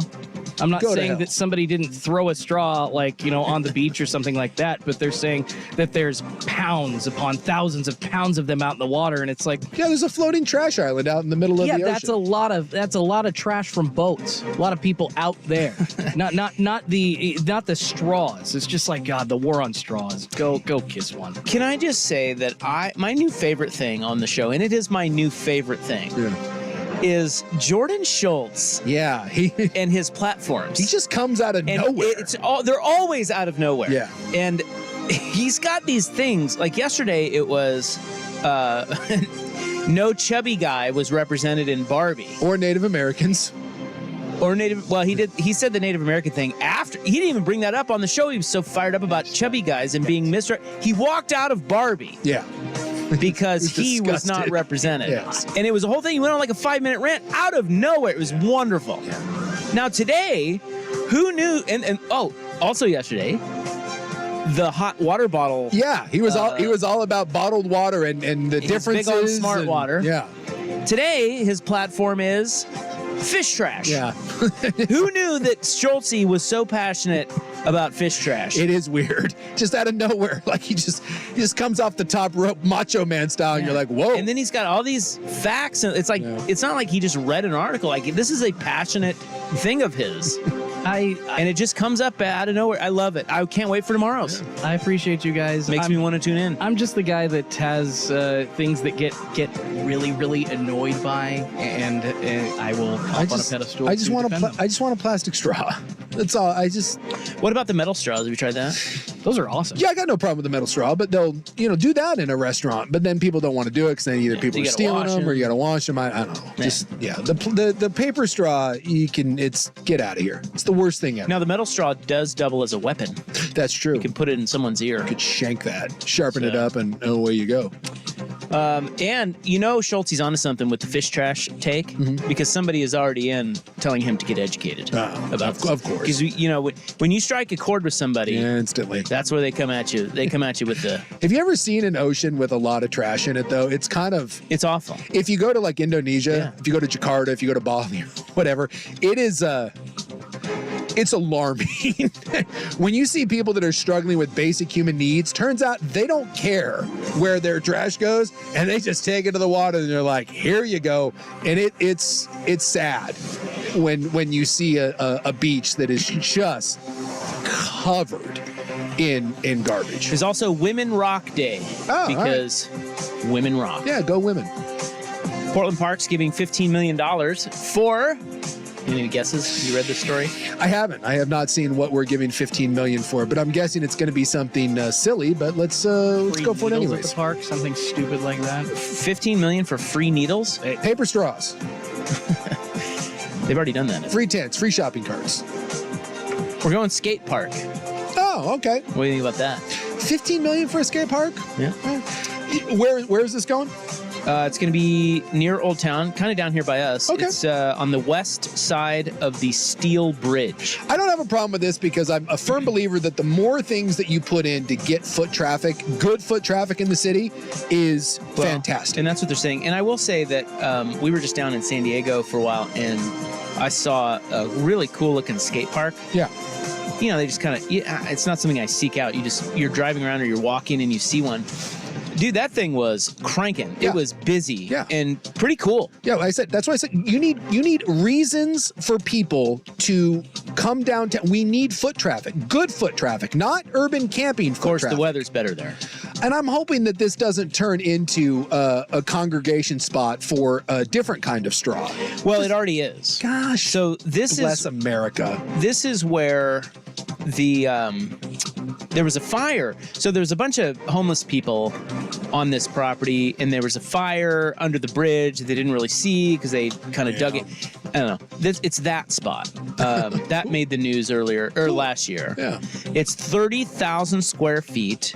It could accommodate 200 to 500 users at once, and $15 million will fully fund it. And so go look in cities that are doing well, and you will find awesome public spaces. Yeah. In the middle of cities. 100%.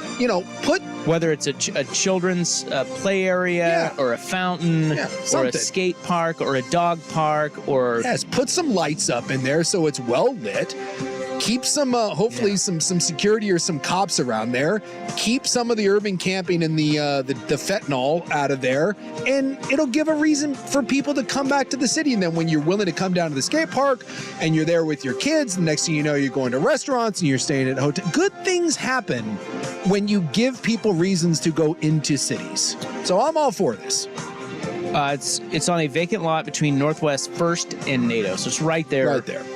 And what else are we doing with the vacant lot? I'm all for it. Nothing. Exactly. Now, in a very Portlandy twist to the story, advocates for the skate park They have started. They have been. This has actually been a long time coming because we do nothing quick here. And advocates for it started pouring concrete on the site last year in June to try to get the city to just finally start building it. So someone was just going Yes. to take like quick set cement, Yes. mixing Yes. it up and dumping it. Yeah, and they said, we are going to keep pouring concrete 2 feet by 2 feet until it's done or until the city does it. Very Portland. That is very important. But now they're going to do it. So the final $15 million in funding comes from system development charges, SDCs, which are a one-time fee assessed on new development to expand the capacity of the parks and recreation system. Prosper Portland is also giving $250,000 to get the project through the development process. All right, well, I'm all for it. I'm giving this the Mingus Maps 2 thumbs up. We got to get our boards, bruh. Hey, Yeah. we could have the next Tony Hawk coming right here out of old Portland, Oregon. Huh? Well, I'll tell you what, at 45, I can't think of anything more dangerous than I just trying to think of something that would be more detrimental to my health at 45 years old than getting on a skateboard and going down a ramp. I can't. I would rather swim in Jakarta shark-infested trash waters with an open wound on my leg. I think that would be safer than me slapping on a board and then deciding to tackle the half pipe at the new skate park. That's just that's an internal brain bleed waiting to happen. Somebody said Burnside Skate Park was all DIY. Really? Is that true? I don't know. Somebody confirm. I am not into the skate park. Wow, that's cool. Scene. The bass player for Pearl Jam does this. He goes around and he builds.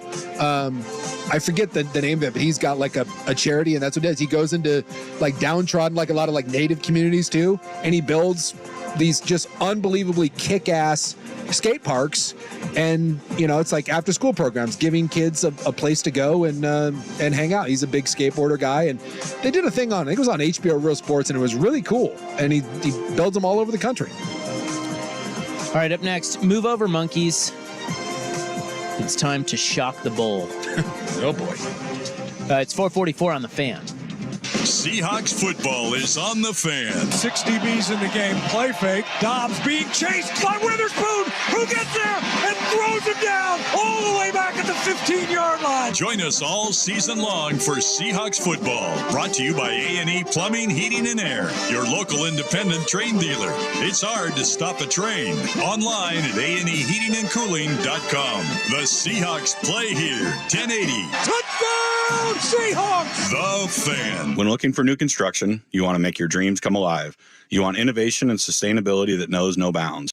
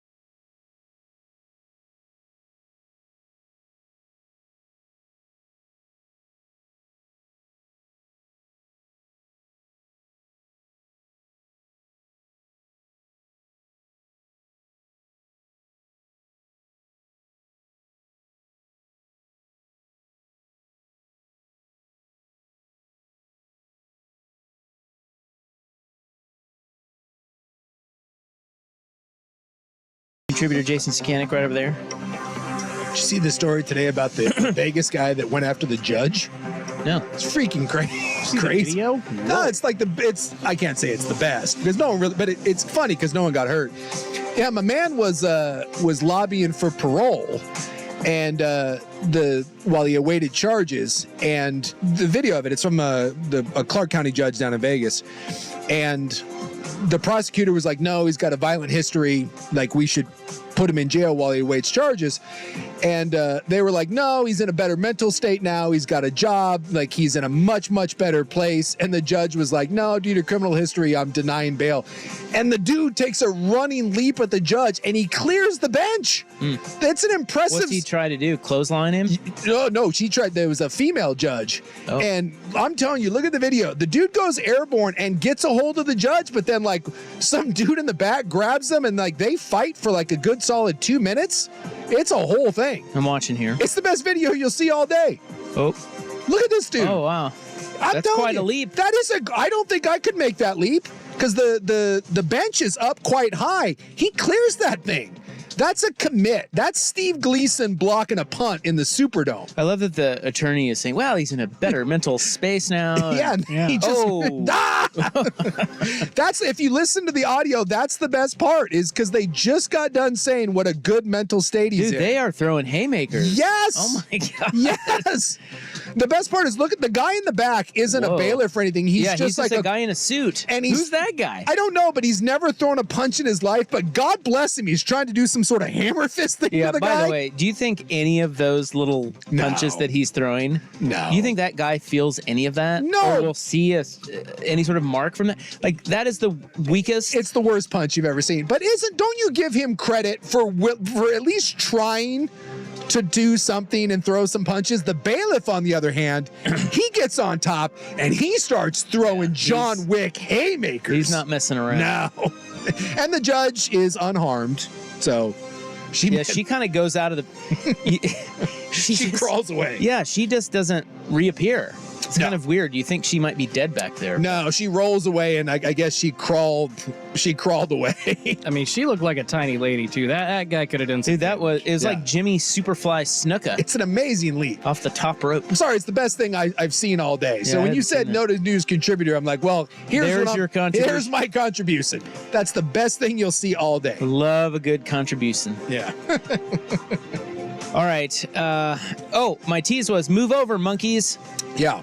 It's time to shock the bull. Because, shock the monkey. Yeah. The whole... there is a woman who is saying that a video is showing an Oregon rodeo bull being repeatedly shocked. Oh. Yeah, and I've watched the video, and it certainly does look that way. Really? Not to laugh, but... that's not good. Her name is Angela Kruger. She says she's gone to many rodeos. She's a big rodeo person. Rodeo goer. She says the one at the Mount Hood Event Center in Boring on New Year's Eve was a little out of the ordinary. She says the bulls that were there, she said, looked very thin. And she raises her own animals, so she knows what animals in good condition look like. She said she thought they were in bad condition. And then she sent in a video to all the news outlets. You can see a bull, and you can watch the video. I have this one on KATU. But you can see a bull laying on its side in the little... The pen or whatever. The pen thing. And they're trying to get him to get up. And so they're repeatedly poking him with a long object. It looks like he's being shot. It's not good. I see it right here. Yeah, and he pops up. Then he's fired up. Let me just say this. As a man that has been to many a rodeo, and you go there and a guy Have you ever seen that? A guy sits on a horse for a little while. That's the deal with a rodeo. It's very exciting. Most of the big rodeos, they take really, really good care of the animals. Unfortunately, you get some podunk, I'm sure these little rodeos, just like the same thing with like circuses, I'm sure they're just littered with, unfortunately, some horrible treatment of animals. But I know. I've never been to a little small rodeo. Like if you go to the St. Paul, 4th of July, like they take really good care. This video is ridiculous. Like these people shouldn't be allowed to run a rodeo and have animals. That's ridiculous.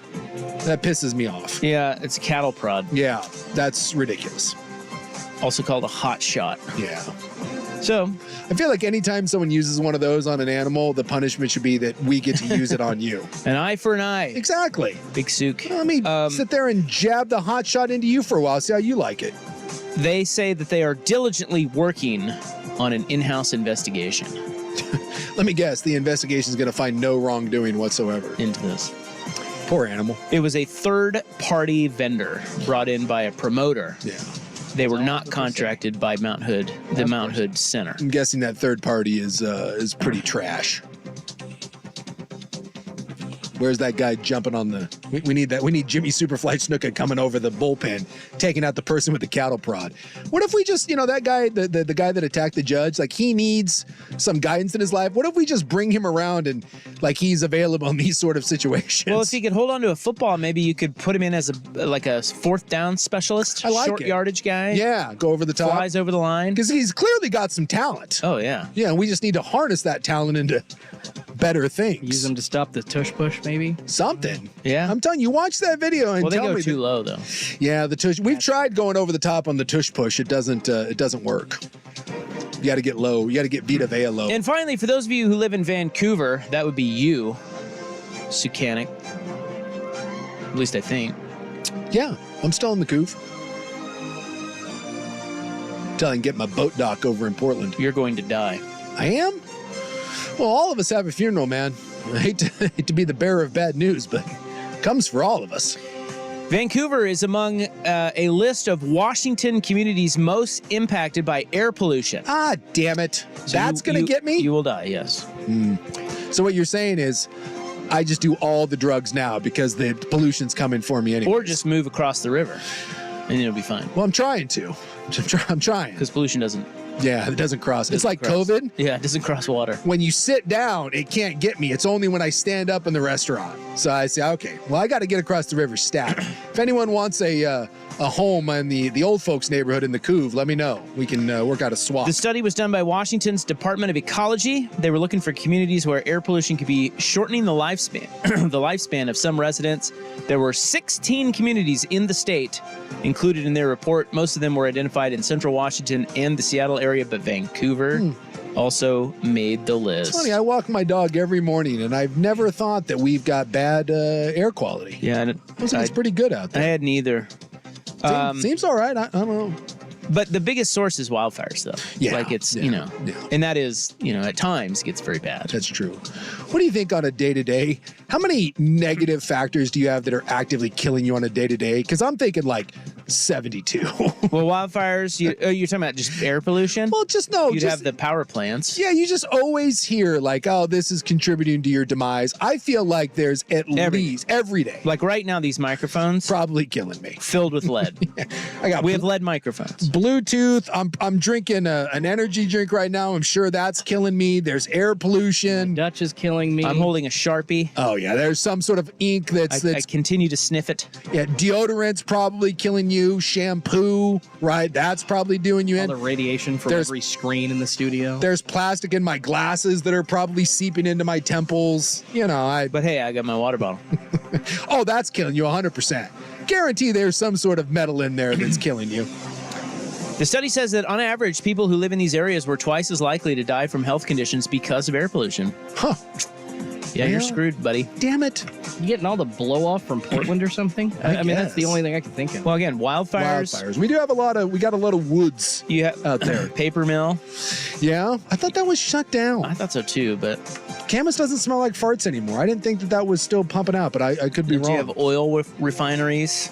You can't be car pollution. You and your big Mustang or whatever the hell it is you drive. I got an e-car. Thank you very much. Oh yeah. Although we do have a Bronco too. So I'm killing the environment with one of my cars and saving it with the other. I call that a push. So there's your warning for you Vancouverites. Yeah. Time to panic. That's right. But you're in the news. January 3rd, 2024. I learned a lot. Yeah, you did. Yeah, that was a very You're welcome. informative in the news. The Hot 5 at 5 is coming up next. We got some coaching news in college. Who won't be playing in the NFL at quarterback in week 18? And a local sports franchise has sold. Not the one you were hoping for. It's 4:57 on the Fan. This is Rick Jones of Goldberg Jones Divorce for Men.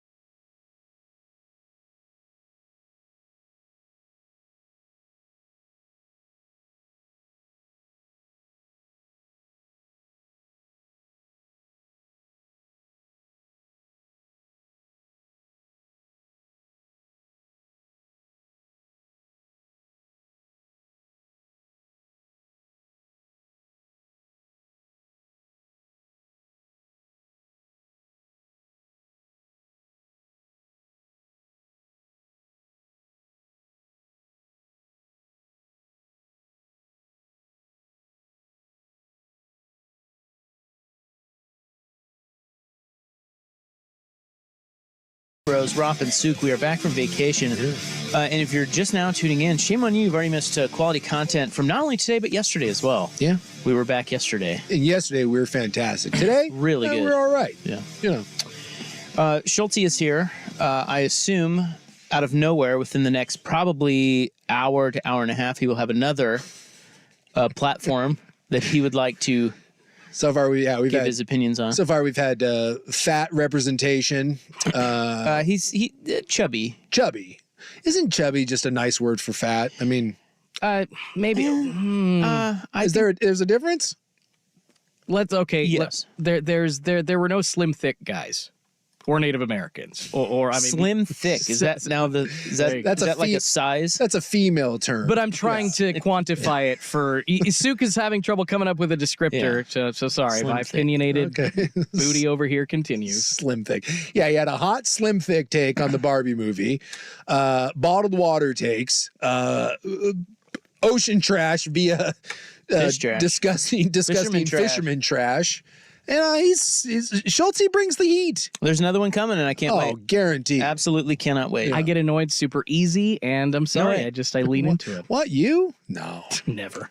All right, we've got viral video. So you were talking about the Vegas This is the best thing you'll see all day. viral video. Well, have you seen the Ian Ziering motorcycle gang video? Can we? Yeah, that needs to be discussed as well because 90210/Sharknado great Ian Ziering was attacked by mini bikers. What appeared to be a motorcycle gang. Well, actually, It was the a fat. headlines It was will, a fat woman on a mini bike. the headlines will tell you it was a motorcycle gang. It looked more like It's like a Shriners convention. yeah. When I heard that he was attacked by bikers, I was like, oh boy, like the Hells Angels or like the Mongols, like someone beat It's him definitely down. not that. And then you see it and you're like, what? He basically takes on 5 of them. Anyway, you were talking about the Vegas video being the viral video of the day. I think the Ian Ziering video is the viral video of the day. It's pretty good. We must discuss. And we will do that in the 6 o'clock hour. Also, how to tell your kids they're fat. Oh, we're back to that. Or chubby. Yeah. Or slim thick. We'll get to that. Boy, that's a delicate dance, right? The doctor always told me that he would like to see my weight plateau. I heard a lot. I would already. I'm going Wow. to preview this. I would say it's similar to how you tell your kids they suck at sports, but I digress. Well, you don't have to tell them they suck. They'll figure that out, right? No, I don't think they will. No. There's a lot of people that are pretty delusional out there. Yeah. So your doctor, every time you saw him, he'd be like, my God, you're fatter. From when I was like 8 to like 14, we got a lot of, Hey, just come in one time with the same weight. we'd really like to see a plateau. Fatty. Yeah, there was a lot of that. Let you gotta grow into your body. And that didn't happen. I was doing more of a Price is Right mountain climber, yodeling my way up the hill there. We didn't plateau for a while. This guy's right here. Schulte, you got to make your own soapbox open. Yeah, for when you're getting ready to lose it on and something. then you just fire it off, and then we just lay out and let you go. Yeah. That's not Schulte's soapbox. It's actually a good idea. It is weird too about the random things that he feels Totally random. so passionate about. Like I didn't know anyone was that passionate about the non-representation of fats. Yeah. Not just like fat dudes. Yeah. In Barbie. I couldn't believe it. No, and that all stemmed from And you when made me think about it because Yeah, I there's not. watched a little bit of Barbie and I was like, well, he's kind of right. There's one chubby gal, but not a single chubby guy, and Schulte wasn't having anything to do with it. Well, it takes courage, the likes of which Schulte has, to call that out on the I radio. just got to avoid getting so mad that I don't cancel myself. So hopefully that never happens. You do have a lot of rage in that little Dutch-filled body of yours. Darn tootin' I do. Remember, he's Native American. That's true. Yeah.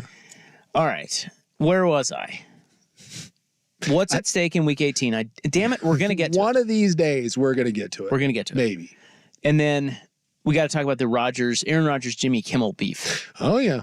They're beefing. Who would have thought that of all the people that were going to beef and to start 2024 was Aaron Rodgers and Jimmy Kimmel? Yeah, when I woke up, it's always funny when you do this for a job. Like you wake up and you kind of you're just conditioned to check what's going on in sports. Yeah. That's what you do. Yeah. All right, what's going on? And I'd say it's always something that surprises you. Like almost every day. It's like, what? Jimmy Kimmel and Aaron Rodgers hate each other. Yes. I had no idea. No. Now I've done a deep dive into why, and we'll explain it all. Oh, and we've got apologies. And we've got the audio. And when there's apologies that have had to, Pat's had to apologize. It's a whole thing. So we'll get to all of that. Right now, it is time for the Hot 5 at 5. Hot topics, hot opinions, Oh, golly, I'm hot today. and hot air. It's time for the Hot 5 at 5. That's hot. The Hot 5 at 5 on Primetime with Isaac and Sue. No, I mean it. That's very hot. The Hot 5 at 5 with Isaac and Sue. Brought to you on The Fan by Victor Rico's Mexican Food, the most popular burrito spot in Oregon. Online at victorricos.com. Someone asked on the Vancouver Ford text line, is there such thing as an outlaw moped gang? And I don't know if there is, but there should be. That's who took on Ian's earring. How awesome would it be if like some of the Hells Angels and like the toughest of the tough, right? The Banditos, like they all broke off and formed a new faction of moped outlaws. And no one would take them seriously because they're on mopeds, and then they just beat you senseless. It would be, how terrifying would it be for just the roughest, toughest dudes in the world to just be out there on mopeds? I'm all about this. This needs to happen. Blazers in Dallas tonight. They're catching 11.5 points if you like to fade them. They're going back to back on this one. Yeah, first of 6 straight away from home. So they'll be in Dallas again on Friday and then on to Brooklyn. Okay, so I famously don't watch the NBA until probably trade deadline or All-Star break. Yes. Why are the Blazers always hurt? Is this the new age NBA, or they have been? Have they just been the entire? Because I was listening to Schulte and his update. He was like, DeAndre Ayton's out. Simon's a game time decision. Dude, I feel like, and again, I have not followed closely, but yeah, they've been hurt. They're all hurt. Yes. All of them, always. Always. It has been a year full of that. Just for them or for the league? Well, I mean, you can say guys have been. I mean, certain teams have battled, but I'm telling you, Portland has been riddled with injuries this year. Can I call them candy asses? Well, and they suck too. And let's be honest too. I don't think that like Ayton and some of, like Grant with the concussion. I don't think they're necessarily like forcing guys back. And that's kind of what I mean. It's like when you're this bad, it's like, I'll be back when I feel like it. They have like the 3rd or 4th worst record in the league. The Jags are getting wide receiver Chris Kirk back, and quarterback Trevor Lawrence is practicing ahead of Sunday's game in Tennessee. Now, Jacksonville needs this one. They have to win to secure a spot in the playoffs. If they lose, they will need Pittsburgh and Denver to lose. Lawrence, I looked it up today. Trevor Lawrence quarterback rating in 12 games with Chris Kirk this season is 94. In 4 games without him, it's 71. Yikes! Yeah, they're 1-3 without him. That's not good. But they're expected to get him back. Well, Jacksonville's a weird team, too. There were such high expectations, and it's just kind of... They have not been good. But watch out. Playoff Doug. Playoffs? Well, someone has to win that stupid division, and it's going to be Jacksonville. LSU fires defensive coordinator Matt House. Meanwhile, North Carolina moving on from their defensive coordinator, Gene Chizik. Remember, national championship coach, Gene Chizik. Yeah. And, boy, LSU... I just never thought I'd live to see the day that LSU's defense was that bad. Yeah, they let Wisconsin. Yeah. Wisconsin of all teams. They scored 31 on them. LSU's defense was atrocious. Score a lot of points, though. Welcome to the Brian Kelly era. Texas wide receiver Xavier Worthy declares for the NFL draft. He is potentially a first-round guy. The draft is littered with offensive players this year. A lot of quarterbacks, a lot of tackles, a lot of receivers. Georgia tight end Brock Bowers also declared he's top 10 guy. Yeah. And former Ohio State receiver Julian Fleming is transferring. He has announced he is headed to Penn State. Yeah, he was a guy that they were really counting on. I mean, he's been there for a while. It's just that he's had to play behind, every first-round receiver known to man at Ohio State. Yeah, he was the number 3 overall recruit a couple of years ago. Yeah, a lot of people thought he was going to be the featured guy the next year finally, but he says peace out, and he's going to Penn State where they at least have a quarterback, even though he sucks, whereas Ohio State doesn't have any. The Chiefs will rest Patrick Mahomes this week. They are starting Blaine Gabbert against the Chargers. Yeah, they're locked into the 3 spots. So I would just like to report to you that it's going to be Blaine Gabbert against Easton Stick. Wait, is that his name? Easton, yes. That's the matchup. And also this, regardless of what happens with the old Easton Stick Blaine Gabbert, Kansas City for the first time in Patrick Mahomes' career will play a road playoff game. Mm-hmm. Browns are sitting Joe Flacco and other starters. They're locked into the 5 seed in the AFC. That means Jeff Driscoll starts for them. No Zach Wilson for the Jets. He has a concussion. No Lamar Jackson for the Ravens. He's going to sit. Carson Wentz will start for the Rams against the Niners. And then Sam Darnold will start for the Niners against the Rams. So we have Wentz, Darnold. Gosh, that. You want to talk about some football that you don't need to watch? I'd give you this weekend. Well, yeah, but there's some big stuff too, and that's what we'll get to in our next segment. Maybe. On the fan. You've been teasing that for 2 hours. I think Schultz is asleep. Schultz, did you die? Are you okay? Are you having I'm fine. sugar coma? No, I'm just trying to do 4 things at once. Sorry. There you go. There we go. Too far together to stop now. You know what my platform is? What? People who try to do 4 things at once during a radio show. Don't half-ass multiple things, Schultz. Whole-ass one thing. Thank you. Ron Swanson. Merritt Paulson has sold your Portland Thorns. That's right. It's over. Well, it's not over. It's a new beginning. Yeah, they're still going to control the team for a little while until the new ownership group can get enough people to run it. And he holds on to the Timbers. Yes, but he owns no stake. The Timbers is a full sell. And by the way, it's the most expensive. Thorns. Yeah, the Thorns. Yeah. It's the most expensive team ever sold in the National Women's Soccer League. $63 million, the price.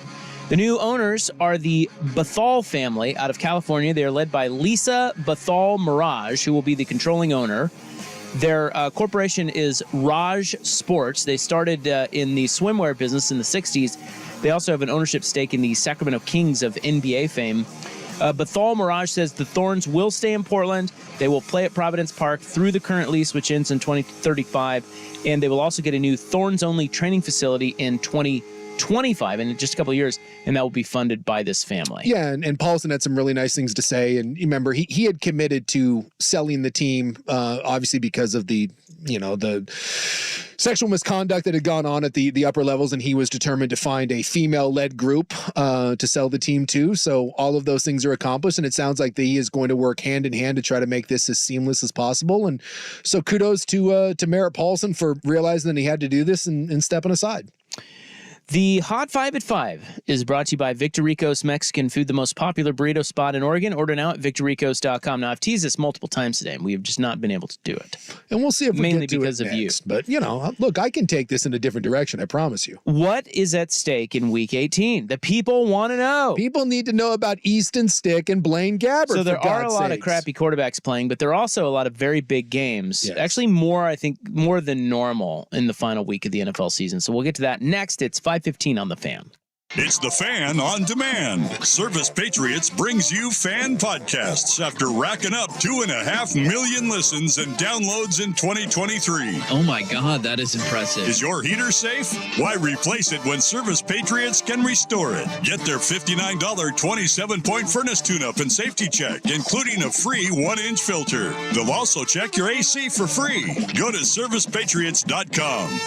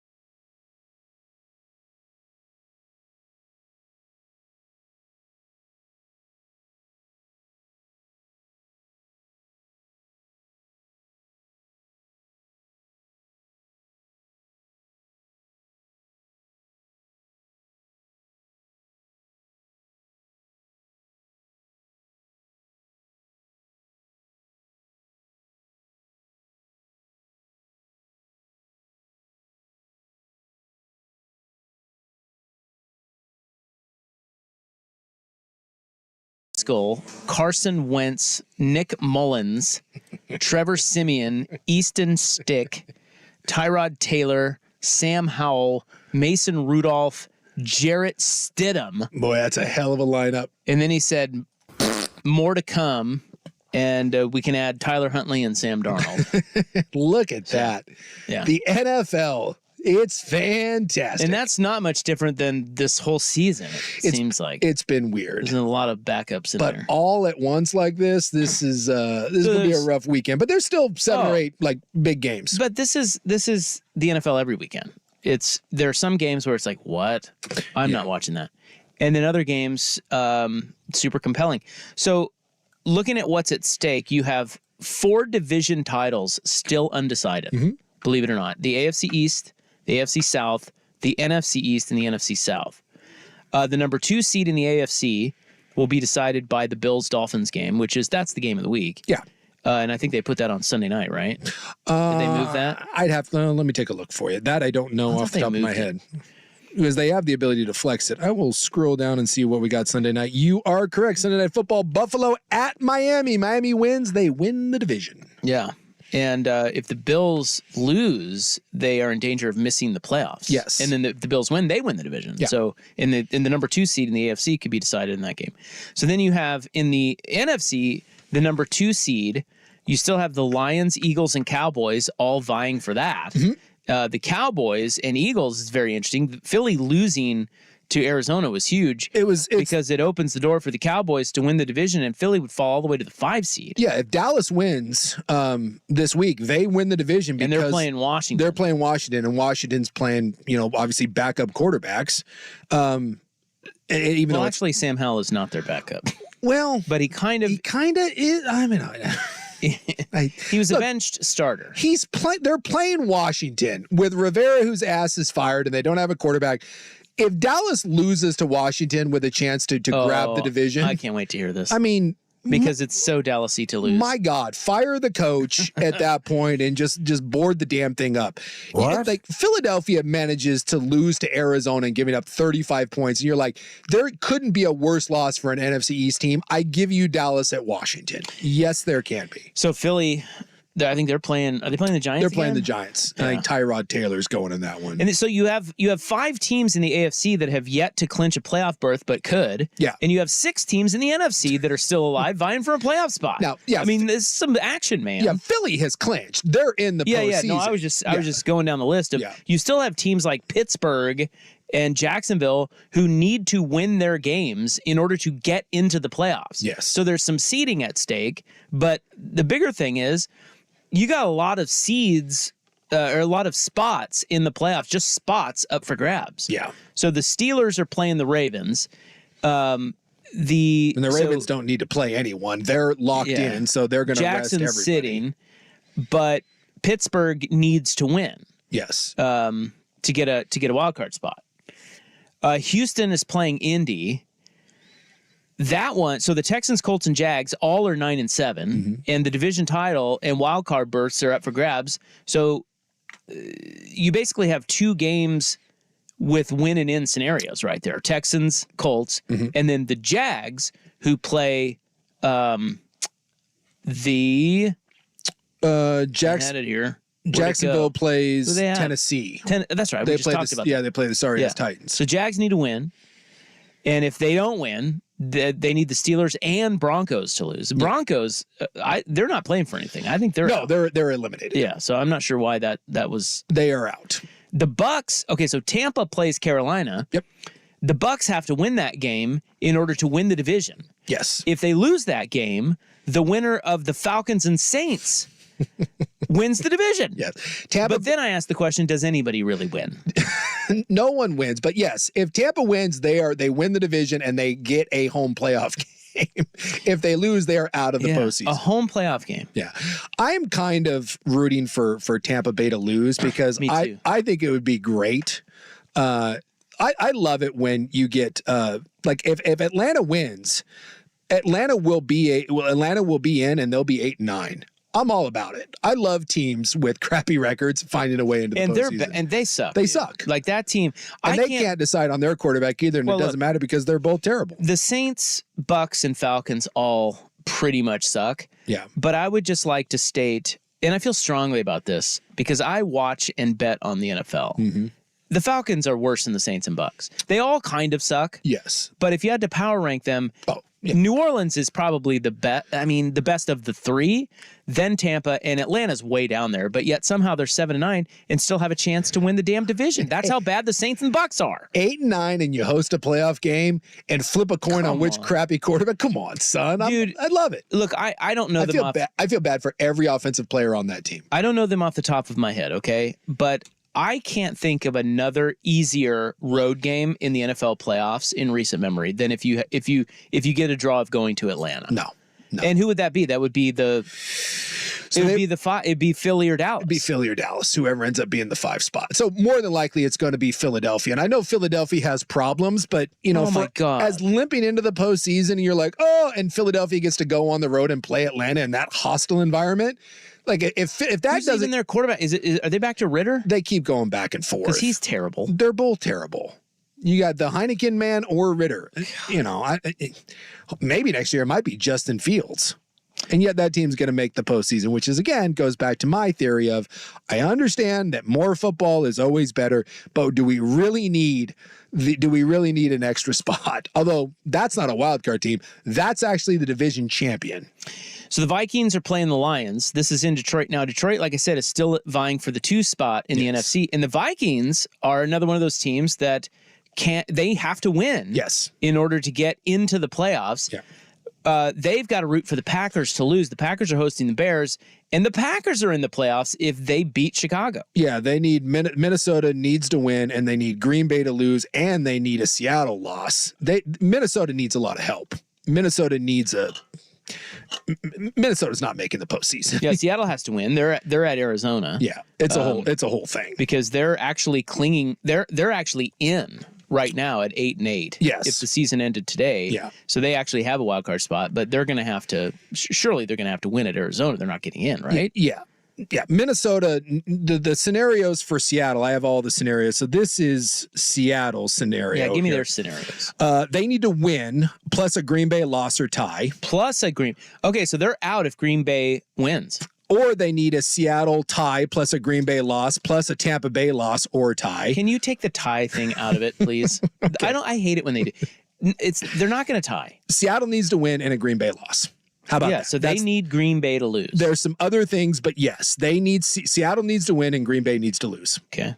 So Seattle's at Arizona. Did I say that? I think I did. And Green Bay just needs to win. If Green Bay wins, they just got to beat Chicago. Now, if you want something that's like the most convoluted one is Minnesota. So Minnesota at 7-9. Minnesota would need to win, and they need Green Bay to lose, and Seattle to lose, and Tampa Bay to lose.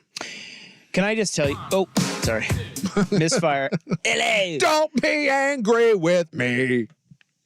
What was I going to tell you? Oh, I have this. Isn't this wild? This is the beauty of the NFL. So they give you a bunch of on DraftKings, like you get some free bets. Sure. Because you bet enough, they give you some free. Okay, so I did 4 free bets and I just did NFL futures because I thought it would just be fun. I usually don't do futures, but I did division futures and playoff futures. Okay, so I picked 4 of them. Okay. Listen to the 4 that I picked. Okay. This is why the NFL is so great. The first one was I picked Baltimore. You know, Baltimore was plus money, plus 235 to win their division. Really? Yeah. Baltimore was kind of like. Yeah, I remember at the start of the season, we were talking about Browns. We were talking about sleeper teams. Yeah. And everyone was like, no one's paying attention to Baltimore. Yep. And they're like, I remember everyone saying that's a team that people should be paying attention to. Yeah. And no one did until the last handful of weeks when they're like, hey, by the way, that's the best team in football. So they won the division. We cashed that ticket. Here are the other 3. They're all in play this weekend. Okay. One is Miami to win the AFC East. They win, and that's... Yeah, it comes down to the final game. Yeah, and that's in Miami, is it not? Yeah, it's in Miami. Yep.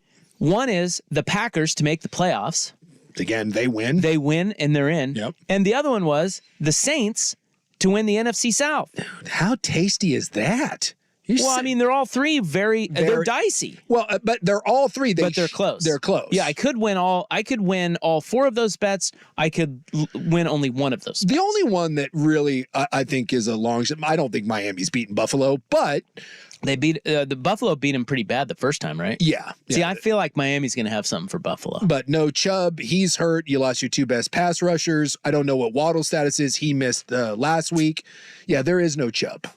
Miami do not have a Chubb. Miami lacks a Chubb, and he's getting killed. And Tua, I guess his arm's going to be healthy, his shoulder, but they were losing by 30 whatever points, and in the last couple of minutes, they got Tua and Bradley Chubb both hurt. That's not doesn't look good for old Mike McDaniel down there in Miami. And have you seen Miami's record against winning teams?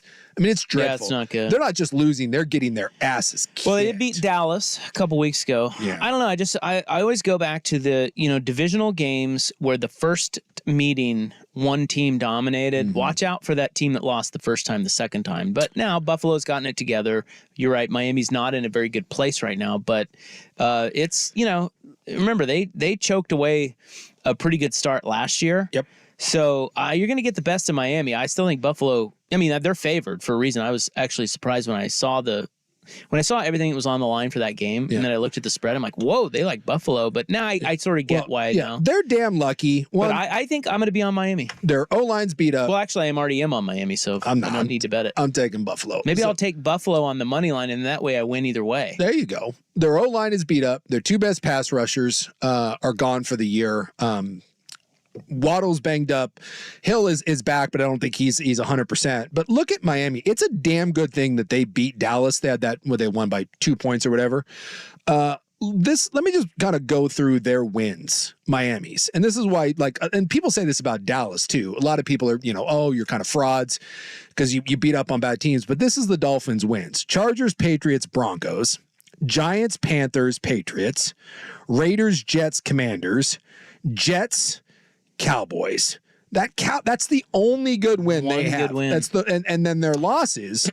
Buffalo drilled them 48-20. The Eagles bitch slapped them 31-17. The Chiefs beat them 21-14, and they lost to the Titans, which is horrible. They lost by 1, and then they got absolutely depantsed by Baltimore 56-19. So, look. Miami is an 11-win team, with the chance of being a 12-win team. But boy, I'll tell you what, if they win, I have as little faith in an 11 or a 12-win team in the Dolphins in the postseason as I've ever had. Yeah, the only thing I could say about that is I feel like the reason they're relevant and good is because of coaching. And when you watch that offense, it is really tough. Yeah. And on the other side of the ball, they have Vic Fangio, who is a freaking defensive king. So I get what you're saying about Miami, and I think the proof is in the pudding. They haven't beat good teams. Well, they haven't really been competitive. They just beat Dallas. And so, but I get it. I mean, it's pretty clear. At the same time, McDaniel and that offense plus Vic Fangio, that's why they're relevant now, and that's why I think you better not overlook them. I get it when they meet up with, who would be their first round matchup? If let's say they win the division, who they getting? I'll look and see who. Are they getting Kansas City? Let me look and see who they would get. Because that's interesting. Yeah, because it's not all. It's not all situated right now. Obviously, there's some movement, but I'd have to look that. I don't know. I'm just saying I have faith in their scheme and their coaches. They're going to be tough. But there's a difference between being tough and actually, closing it out and getting to the Super Bowl. They would play, because if they win, if Miami wins and they win their division, they would be locked. They'd be the 2. They'd be into the 2, so you would probably get at that point Cleveland's the 5, yeah. Cleveland would be the 5. Yeah. Because Buffalo would fall out. Yeah, it'd be Cleveland. That's tough. Yeah, that's a tough matchup. By the way, on the opposite end of that, I mentioned kind of frauds in Miami. You look at the Ravens. Look at the playoff teams that Baltimore has played this year. So we think Houston's going to be a playoff team, right? 25-9. Cleveland playoff team, 28-3. The Lions, playoff team, 38-6. Seattle, potentially a playoff team, 37-3. Who else we got? Jacksonville, playoff team, more than likely, 23-7. The 49ers, 32-19. The Dolphins, 56-19. They're not just beating playoff teams; they are alley whipping playoff teams. Yeah, they're bad. They're bad. That's a bad team right there. And then you just go back to that weird Steeler. They lost to the Colts and the Steelers. And by bad, I mean good. Yeah. How did the Steelers, it's kind of a rivalry game. Yeah, but let's just say kind of head scratchers. You're like, it's really? going to be so fun. Week 18, there's a lot to not watch, but there's also a lot to watch. And then the playoffs inject it straight into my veins. I cannot wait. I absolutely love it. It's going to be so awesome. Because I can sit here and talk all I want about Miami being frauds and they're beat up and there's injuries. Right. But again, you go into any given Sunday and someone has a wonky game and we're always surprised. Always surprised. Very rarely does it end up just being chalk and a cakewalk. Like I look at Baltimore right now and I get it. There's no reason to think that anyone beats the Baltimore Ravens in the postseason. They just look like destroyers of men. And yet, how many times do we see that? And they come up short. You think they're in the Super Bowl? I do. Well, I mean, look, the only reason to say that Baltimore doesn't make the Super Bowl is simply because, like, when there's an overwhelming favorite, funky things can happen. But I just, when you look through the rest of the AFC, and you look at what Jacksonville, or God, I keep saying Jacksonville, what Baltimore is bringing on the defensive side, and then Lamar playing at an MVP level, and they continue to find a run game even with all the injuries they faced. I just find me, what weakness does Baltimore have, and who's going to expose it? Who's another AFC team that you think looks complete, and looks scary? I guess the only thing is, when we've seen Lamar Jackson and his playoff record is atrocious. He's not been good at all. Have you seen his playoff numbers? They're dreadful. That's what I'm saying. I feel like, I don't know what that means or why that is, but teams, like he does have those types of performances, not great performances, but really bad ones. Yeah. And so if he does that, changes everything. I just look at, they would say like getting hot, right? Playing your way into the postseason. So Baltimore's obviously on an absolute roll. Miami's limping in. Kansas City's limping in. Jacksonville's limping in. The one team that's peaking is the freaking Cleveland Browns and Joe Flacco of all people. Like what? Yeah, they look great. It's like, right. Everyone else in the AFC is literally limping in on one leg. Meanwhile, like Baltimore's just cruising. Couldn't Jacksonville or Kansas City, couldn't they get hot? Well, I guess it wouldn't. Kansas City can't get hot this week because they're not playing for anything, so they're resting everybody. Yeah. Jacksonville could find something this week. Yeah. Kirk's coming back. Yep. And then you get a little confidence and you go into the playoff. That's a dangerous team. Possible. Their defense hasn't been very good. They, It was a team that we thought more of, getting hot. Like I would say that Cleveland, because I love that defense, but you're telling me that Joe Flacco is going to get hot and go win some road playoff games? Get out of here. I might have to root for that. Get out of here, Joe Flacco. I love Joe Flacco. I want to see Houston. That's my team. If I could see a team that gets hot and makes a run, gets to a title game, like an AFC title game, I would think it'd be kind of fun to see the Houston Texans do that. D'Amico Ryans. Yeah. Good hire. CJ Stroud and those young receivers, but I just think Baltimore right now looks like Darth Vader there, going all in the black unis, just terrifying people, beating they look the hell good, but out of everybody. The road runs through Brandon Staley. Oh, wait. All right, the Rogers Kimmel beef explained. Here's Jordan with Schultz Center. How about that? New term. Yeah, Schultz Center. Now, from the Spirit Mountain Casino Sports Desk, a Sports Center update on 1080 The Fan. First on The Fan, the Portland Trailblazers back in action. Actually, in just a few minutes, it's visiting Dallas to take on the Mavericks. DeAndre Ayton out, but Ant Simons and Toumani Camara are back for Portland. Dallas still favored by 11.5. You can watch tip-off coming up in, like I said, just a couple of minutes on Root Sports. Other great news here locally for you Duck fans. Linebacker Jeffrey Bossa has announced he will return to Oregon for his senior year in 2024. He had a career-high 73 tackles this season. And some other big local news today, Merritt Paulson officially selling the Portland Thorns for $63 million to a Southern California-based company called Raj Sports. Paulson will still continue to maintain ownership of the Timbers. In the NFL, some good news for the Jaguars. Receiver Christian Kirk and quarterback Trevor Lawrence returning to the practice field in a limited role today. Head coach Doug Peterson is still not committing to either one playing this Sunday, though, against the Titans. And the Kansas City Chiefs going to rest QB Pat Mahomes for their Week 18 matchup against the Chargers. That means Blaine Gabbert is going to be under center. And it looks like Ravens quarterback Lamar Jackson also resting in Baltimore's last game of the year against the Steelers. That one's on Saturday. It means Tyler Huntley will make the start. More sports scores and stories in 30 minutes. I'm Schulte from the Spirit Mountain Casino Sports Desk. Watch and wager on pro and college football from across the country at Spirit Mountain Casino. Learn more at spiritmountain.com. If you can't find the humor in today's NBA, you're doing it wrong. Heat Check with Trista Crick on the Odyssey app or wherever you get your podcasts. It's time for Who's Leading the Charge. A look under the hood at the coaches, players, and teams getting it done. Brought to you by Battery Exchange. Krzyzewski curls around Trace, wanted to return the pass to him. Credit the Magic defense. Steph crossover and rimmed it home. Steph Curry, 36. They beat the Magic last night. It's kind of Golden State is absolutely dreadful right now, but it's kind of fun to watch Steph just go out there and he's not bitching and moaning. He's just out there playing, even though his team just kicks rocks. They're a half game outside the play-in tournament. Yeah, not even in the play-in tournament. System checks at 14 area locations. Battery Exchange with an X.com. Stanford's Happy Hour is back and better than ever. For $6, $8, $10, or $12, you can get classics like Stanford's Wings or a new addition like the Tavern Cruise Burger. 3 to 6 or 8 to close daily at Stanford's in Clackamas or Tannisbourne. Online at stanfords.com. Diabetes, high blood pressure, anxiety meds, everyone's on them. If you're a 50-year-old male, maybe a bit porky, and you may even have type 2 diabetes, $1 million of term insurance may only cost you about $200 a month. Call Term Provider. Speak with Big Lou at 800-568-2790. Big Lou will find a term life policy for you even if you have type 2 diabetes, are overweight, or have high blood pressure. Term Provider has helped thousands of people like you who think they can't afford term life insurance.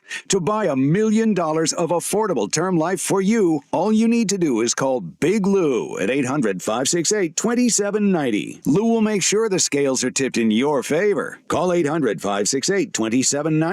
Big Lou will answer your call and work to fit you into a term life policy that you can afford. Remember, Big Lou's like you. He's on meds too. Call 800-568-2790. 800-568-2790 or biglou.com. Made to shine. Real stories from Shane Company customers. I grew up in a small town near my grandma. I looked up to her in so many ways. Her creativity, her style. Sadly, she passed away before my wedding. At my rehearsal dinner, my mom surprised me with my grandmother's favorite amethyst ring from Shane Company. I wore it on the big day, and I felt like she was there with me. Shine bright with hand-selected gemstones in every color of the rainbow. Shane Company, fine jewelry since 1929. Cards issued by Sutton Bank and Celtic Bank, members FDIC. Terms and conditions apply. Are you the decision maker in your company? Consider this. For the first time in decades, there's a better option for a corporate card and spend management platform. Meet Ramp, the only corporate card and spend management system designed to help you spend less money so you can make more. Most corporate credit cards offer points as incentives, but those points amount to less than their worth in real cash value. Ramp's corporate cards offer you cash back, real money in your pocket. Plus, you control who spends what with each vendor. And Ramp's software collects and verifies receipts automatically, which means you'll stop wasteful spending and close your books in hours instead of days. Businesses that use Ramp add up to 5% to their bottom line the first year. If you're a decision maker, adding Ramp could be one of the best decisions you've ever made. And now get $250 when you join Ramp. Just go to ramp.com/sports. Ramp.com/sports. RAMP.com/sports. Primetime with Isaac and Suk on 1080 The Fan. All right, I've got some audio here for you. This is, once again, audio of Aaron Rodgers on Pat McAfee's show. Yeah, Pat's already had to have the apology. Well, this is complicated because Jimmy Kimmel is on ABC, and he's Disney-owned. And he's going to sue him. And Pat McAfee is on ESPN, Disney-owned. Yes. So what happened is, well, look, I don't know. Pat McAfee's show, I'm sure it's good. He seems sharp. And He seems very entertaining. I really like him on game day, but I don't have any interest in watching his show. I just know that whatever he pays Aaron Rodgers isn't enough, because I feel like it's every week Rodgers goes on there and says something that makes the headlines and puts Pat McAfee in the headlines. Yeah. So McAfee loves this, even if he had to issue some stupid apology. So Rodgers was on McAfee show, and I guess this goes way back. Jimmy Kimmel has taken shots at Aaron Rodgers before. I mean, from my perspective, Aaron Rodgers is high profile enough and has said enough weird crap that, yes, a late night talk show host is going to crack a few jokes about the things that you have said. Yes. And so that did not sit well with Aaron Rodgers. And so now Rodgers went on McAfee today and said this. Bring it up, Foxy or somebody back there. Seats on it. Bring up Super Bowl 58. You'll see it. The emblem, put it on the screen. And then bring up 57 and 56. This has something to do with the Epstein list that came out? Feels like That's supposed to be coming out soon. Look, this guy's been waiting in his wine cellar. Yeah. I've been waiting in my wine cellar for this thing. A lot of people, including Jimmy Kimmel, are really hoping that doesn't. All right. Obviously, a clip from this particular program was run on Jimmy Kimmel's show whenever Aaron brought up the list, and then Jimmy mocked him for it. Aaron has not forgotten about that, but here we are, sitting right in front of that nice bottle of scotch. What do you say? I'm waiting to celebrate something. Oh, yeah. He's been waiting That's for the one. You've been waiting for Hey, I'll tell you what, if that list comes out, I definitely will be popping some sort of bottle. God. Yeah. Well, the list, by the way, because if you don't know, the Jeffrey Epstein manifest. Well, it was in court, and the judge said that there's no reason to keep it private, and so they were thinking that beginning today, some names affiliated with Jeffrey Epstein would be coming out, and of course, there's headlines all over the place saying that it's starting, but I haven't seen you can't find any names, so I don't know. This is a weird one because Kimmel, who is I don't think is thin-skinned. Like Jimmy Kimmel is a good comedian. He gets it. He plays the game. This did not sit well with him. No, so he came out. He came out and said, "For the record, I have not met, flown, visited, or had any contact whatsoever with Epstein, nor will you find my name on any quote list, other than the clearly phony nonsense the soft-brained wackos like yourself can't seem to distinguish from reality." He said, "Your reckless words put my family in danger. Keep it up, and we will debate the facts further in court." Yikes. And then McAfee came out and apologized. Hell. He said that the remarks were meant to be an S-talk joke that turned into a very serious allegation. He said he understands why Kimmel got upset. He said, "We apologize for being a part of it." He said, "I can't wait to hear what Aaron has to say about it. Hopefully those two would just be able to settle this, not court-wise, but be able to chit-chat and move along." He basically said that crossed a line. And well, it did. Well, look, when you start talking about putting someone's name to arguably the let's go over the last 10 years, quite possibly the most scrutinized evil human being on the planet running a child sex slave ring. Yeah, I can understand why someone would be pretty upset about having their name attached to it. And yeah, Aaron Rodgers should be real careful about throwing something like that out there. Yeah, he was. I believe that he was joking. I hope so. But that's a tough one to joke about. You can't. That's a serious allegation. So you got to be careful with that. And he probably knows that. I just don't understand why Rodgers continues to. I don't know. I get why he goes on there. He gets paid. Yeah. And he's buddies with McAfee or whatever. But God, he cannot get out of it. He can't shut up. Like, what is his deal? Well, I think he is. Have you ever met someone like Aaron Rodgers? I can't. This is where I don't know. This is where I'm going to go down. And I know you. You know me. And I'm not trying to say that Aaron Rodgers is a dumb guy. I'm not trying to say that he's uninformed, any of that. But Aaron Rodgers is really successful, and he's a highly educated guy, and he seems like a fairly sharp guy. And I've encountered people throughout my life that they get a little success. Well, actually, in this case, they get a lot of success. And they are smart individuals. And they kind of go down these rabbit holes, if you will, and it kind of turns into, I'm so successful and I'm so smart that they think that the rest of the world is full of ill-informed idiots. And it almost becomes this level of disgust with the, I don't know, just the troughs of cows that are just, cruising along and they find the whole thing ridiculous, and they become some of these people that everything about society, from going to work and trusting, the medical doctors and everything that we're being fed is all a load of crap. And they're so smart and they're so rich and they're so successful that they look down on the unwashed masses. And I'm telling you, I've encountered these people, and it's really hard to tell them that they are out kind of in left field because they're so successful. But it's weird because everything turns into a conspiracy. The government's a conspiracy, medicine's a conspiracy, schools are a conspiracy. Everything turns into you're being lied to and you're so dumb and you can't see it. If only you were like me. And it can be exhausting. And God forbid they're actually right about one thing. Holy cow, buckle up. Because if you're right about one thing, then you're right about everything. He's exhausting. He is. He's exhausting. And I don't even know the guy. Yes. It's just constant. And then just to be thin-skinned about so thin-skinned about a late night comedian cracking a joke about something you said. Yeah. It's like, well, it's like this guy's insufferable, Rogers. Well, it's the same thing. Like he was talking the other day. I saw a clip where he's talking about like ayahuasca. And again, I got no issue. I wouldn't mind trying ayahuasca. I've done the large doses of mushrooms, and I think there's some real therapeutic elements to that.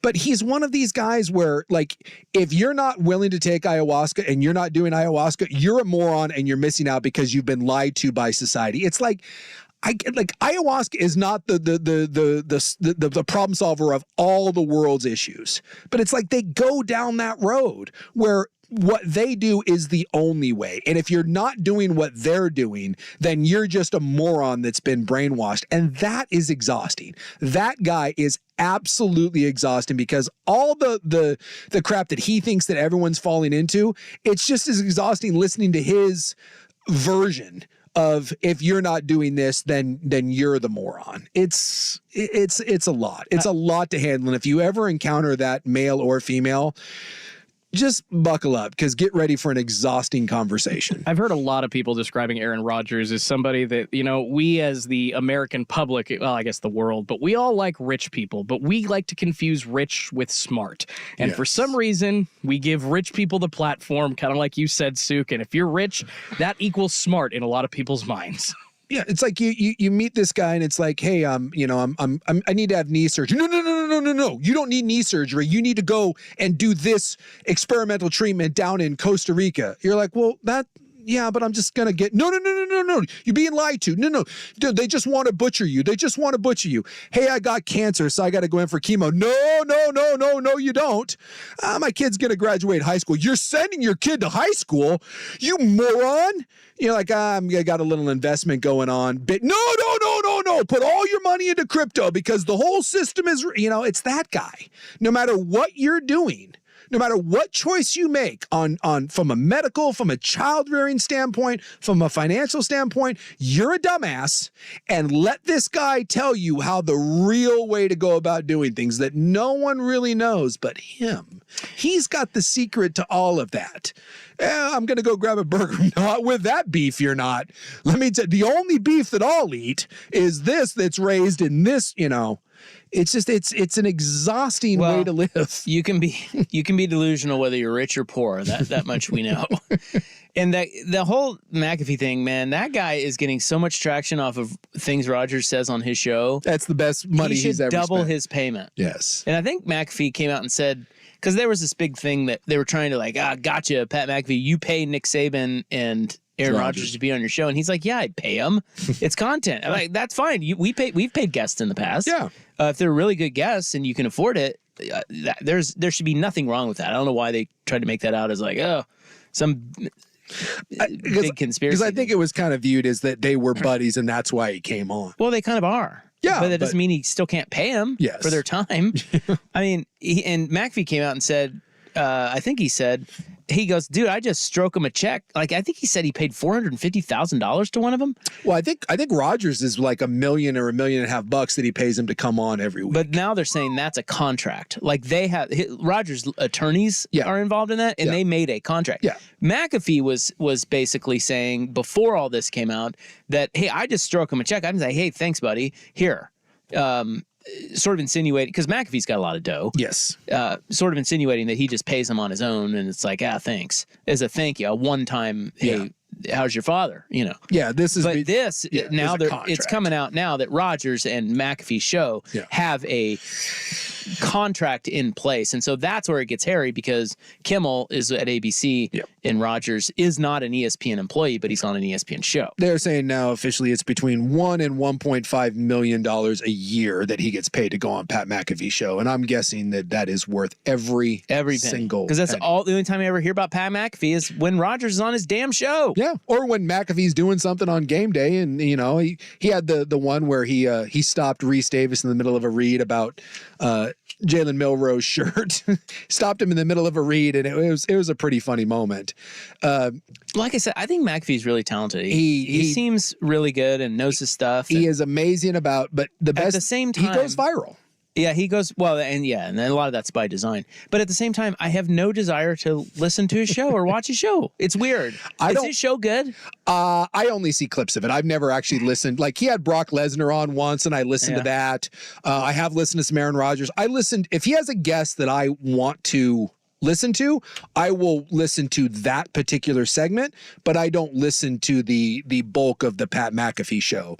But I think just McAfee, he creates, in today's world, in order to be one of the high-paid guys, you need moments. You need to go viral, and no one in sports goes viral more than Pat McAfee. Did you ever hear when he made his Georgia versus Alabama pick? No. Schultze, will you please go? Are we up against the club here? Yes. And actually, we still have one more another break to clear. Okay. Yeah. You're doing it again. When we come back, pull the clip. He was on College Game Day, and it was Bama Georgia in the SEC title game, and they were pro-Georgia crowd, and he made the greatest pick in the history of that silly show. It was an unbelievable troll, and it went viral, and you will see, like, anyone that doesn't like Pat McAfee, I understand, but this is why ESPN pays him a lot of money for moments like this. All right, final segment next, 5:55 on The Fan. It's time for a Ducks Report, the inside story on Oregon athletics, brought to you by Mods PDX. The future of building is here. Yeah, we got no audio. Yeah, but Jeffrey Bassa announced that he's coming back. Oh, that's a huge get. Yeah, just in the last hour. Oh, that's tasty right there. Look, a lot of this, half the battle is if you can keep your kids from transferring and keep your kids from going to the NFL, that's how you end up putting together special seasons. What Washington did last year, and Bo Nix coming back. So that's a big get for the Duckies with El Jefe coming back. Ducks Report brought to you by Mods PDX. The future of building is here. When looking for new construction, you want to make your dreams come alive. You want innovation and sustainability that knows no bounds. You want to work with masters of their craft. You want Mods PDX. Mods PDX works with homebuyers, architects, and developers to create beautiful, sustainable, and energy-efficient buildings of the highest quality. With our modular approach, your project will be completed sooner than traditional construction, creating a faster return on investment. Work with a team that is focused on collaboration, innovation, and creativity to create your dream. Go to modspdx.com to start your project today. Yeah. The home of Dirt and Spray. I'm Dirt. I'm very hopeful, and yet at the same way, I'm kind of realistic. You're losing so much. And to assume it's just going to keep functioning the same way, I don't know if that's going to be an 11-1 team with a less than schedule. I'm not convinced of that. So I didn't expect a lot in the bowl game. I'm also keeping my eye on what's going on down there. Dirt and Spray. Weekdays 6 to 9 a.m. on 1080 The Fan. Hey, did you know the Statue of Liberty is the largest holiday gift ever given? That's a big deal, just like those at the Hyundai Getaway Sales Event. Hey, did you know when the year ends, so do the deals? It's your journey. Own every mile at the Hyundai Getaway Sales Event. Get 0% APR for 60 months, plus 0 payments for 90 days, or $2,500 bonus cash on the Hyundai Tucson. Now, during the Hyundai Getaway Sales Event. Offer ends January 2nd. Call 562-314-4603 for details. Don't miss out on limited time appliance deals during the closeout event at Lowe's. For a limited time, get up to 35% off select major appliances. Plus, get an additional 20% off in-store clearance appliances. Hurry, these deals are too good to last long. Shop in-store or online.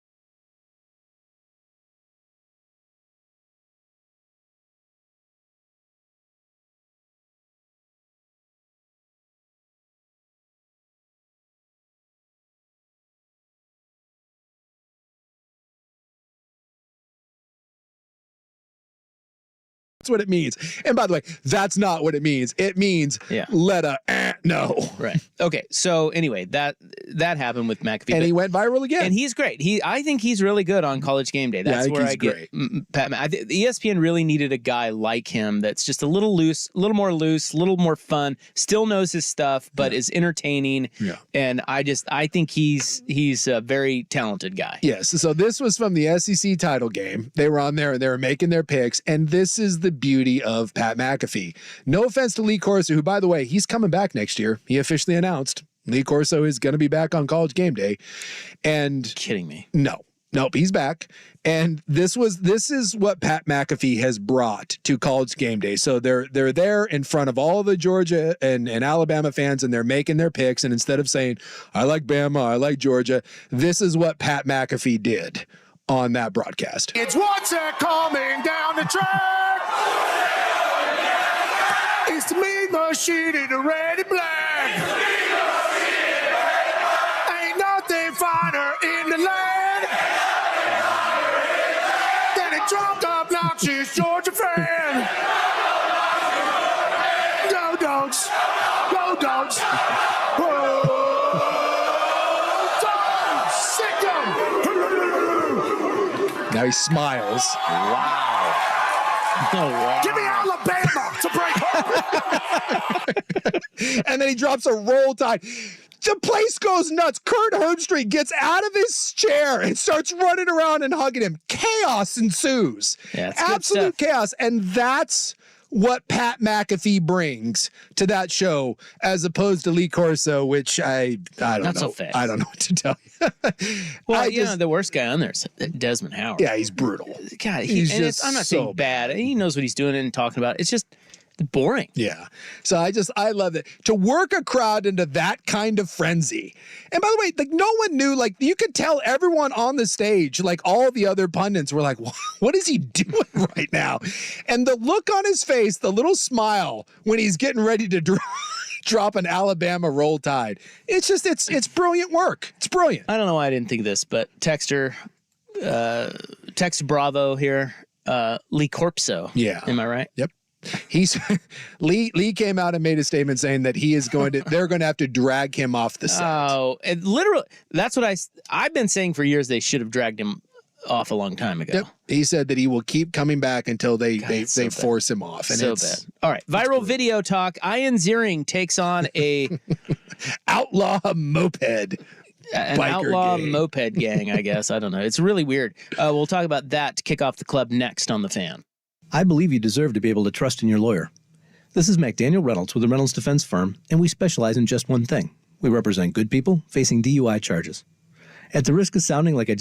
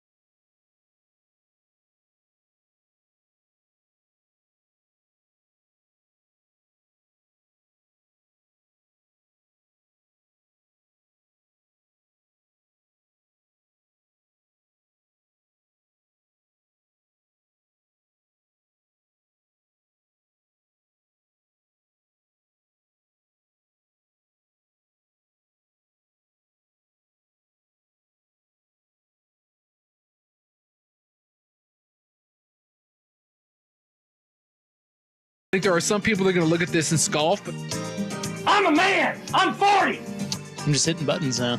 Go Ducks. Yeah. Go Ducks. See what happens. Let's say Cliff Harris. Just a random wheel of greatness. Isn't it, though? I wonder what Cliff Harris is up to. Don't know. I actually said cash me outside earlier today. Did you really? To who? To my wife. When we got out of the car at Costco, we found a parking spot right up front. And I said, cash me outside. How about that? God, It yes. seems like a random use of that. It was. That was kind of the point. You know what Jordan's doing? He's bringing a little street to a Costco run. White guy Costco run. Damn right. Is there anything less street than a Costco run? $10 pizza. That's what I'm saying. No way. Got to street up that white guy Costco run with the wifey.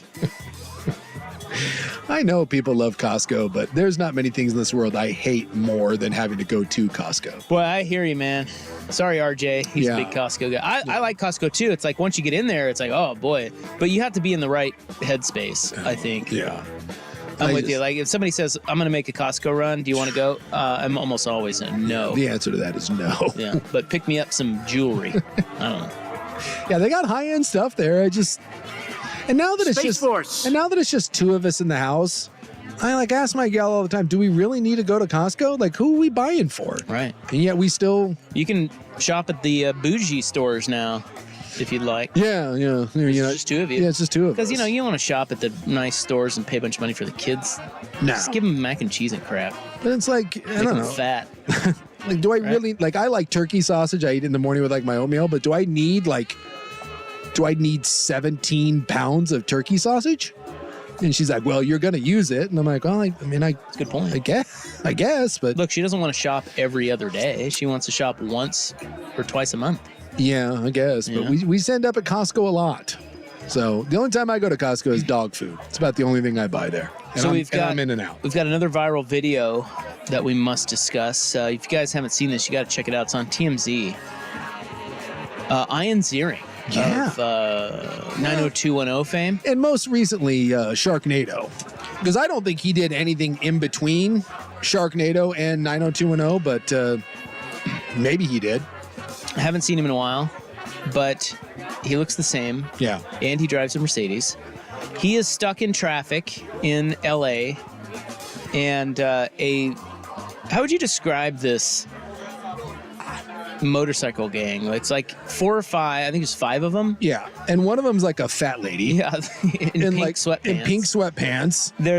And they just, I don't know. Don't think Hell's Angels. Think. Yeah, it really bothered me because when I saw the headline, it said that he was assaulted by bikers, and you start thinking. Outlaw Motorcycle Club, Sam Crow, the Sons of Anarchy beat up Ian Ziering? Like what? It's not. They're all on mini bikes, aka mopeds, and it's a bunch of chubby people on mini bikes. Put it this way. It's the least threatening motorcycle gang of all time. Put it this way. Ian Ziering battles all 5 of them, and kind of, he holds his own. That's how. We're not talking about some. Like you said, it's like a starter kit for wannabe motorcycle person. Okay.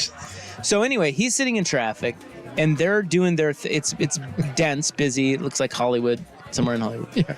And one of them pulls up. Apparently, his car was not hit, but he thought it was. And one of them pulls up, kind of up to the front of his car, driver's side, and he gets out, and the others are right around him. And he gets out and he goes after the one guy, the front driver's side bumper guy. Okay. So he kind of shoves him. Yeah. Violently. And then it's on. Then he kind of moves to get back in his car, but no. The other 4, including fat lady in pink pants, not having it. The outlaw mopeders. And then at one point, he realizes that he's effed around, and now he's about to find out. So he just his daughter's still in the car, by the way. Oh, really? I didn't know that. Yeah, she's How old is she? I don't know, but it said his daughter was there. 8 to 10, something like that. He turns and flees. He left, yeah. He runs away. Wait. Okay, so hold on. He doesn't leave yet.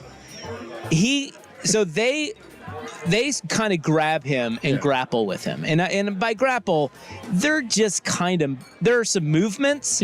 There are no real punches until one of them throws a haymaker over the top. Yeah. And I think caught Ian Ziering right in the nose. Yeah, it stunned him a little bit. And before that, I will say the same guy that throws the haymaker, he tries to kick his leg out from underneath him. He goes for like a baseball slide, like he's trying to take out a second baseman. Yeah, it looked like a pretty good little whip. I enjoyed it. Yeah. So anyway, Ziering is going at it, and somebody's filming this, and Ziering is going at it with all 5 of them.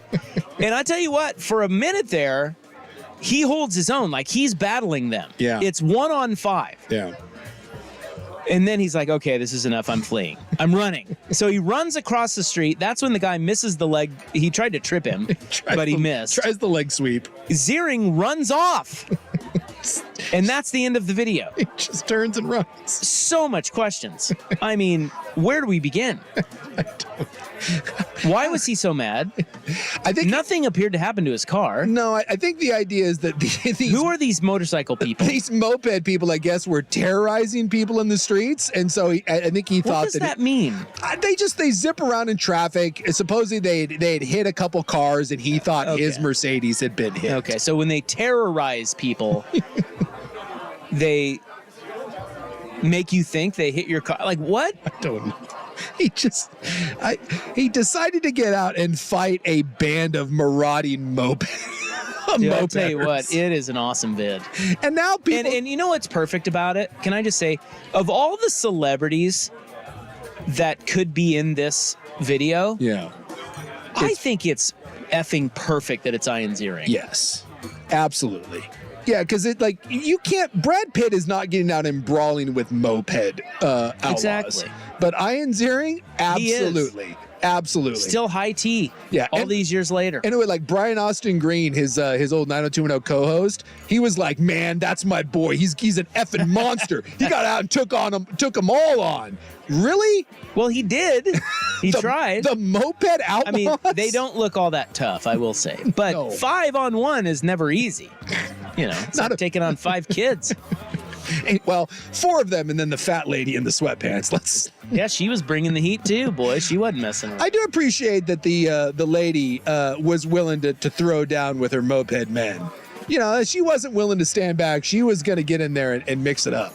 But of all the people that you could brawl with, is there any less intimidating than a moped gang? Yeah, they don't. They certainly aren't intimidating. And by the way, they were all wearing helmets. Yes. So it's like when football guy punches another football guy with his helmet on. Like, this is the dumbest thing ever.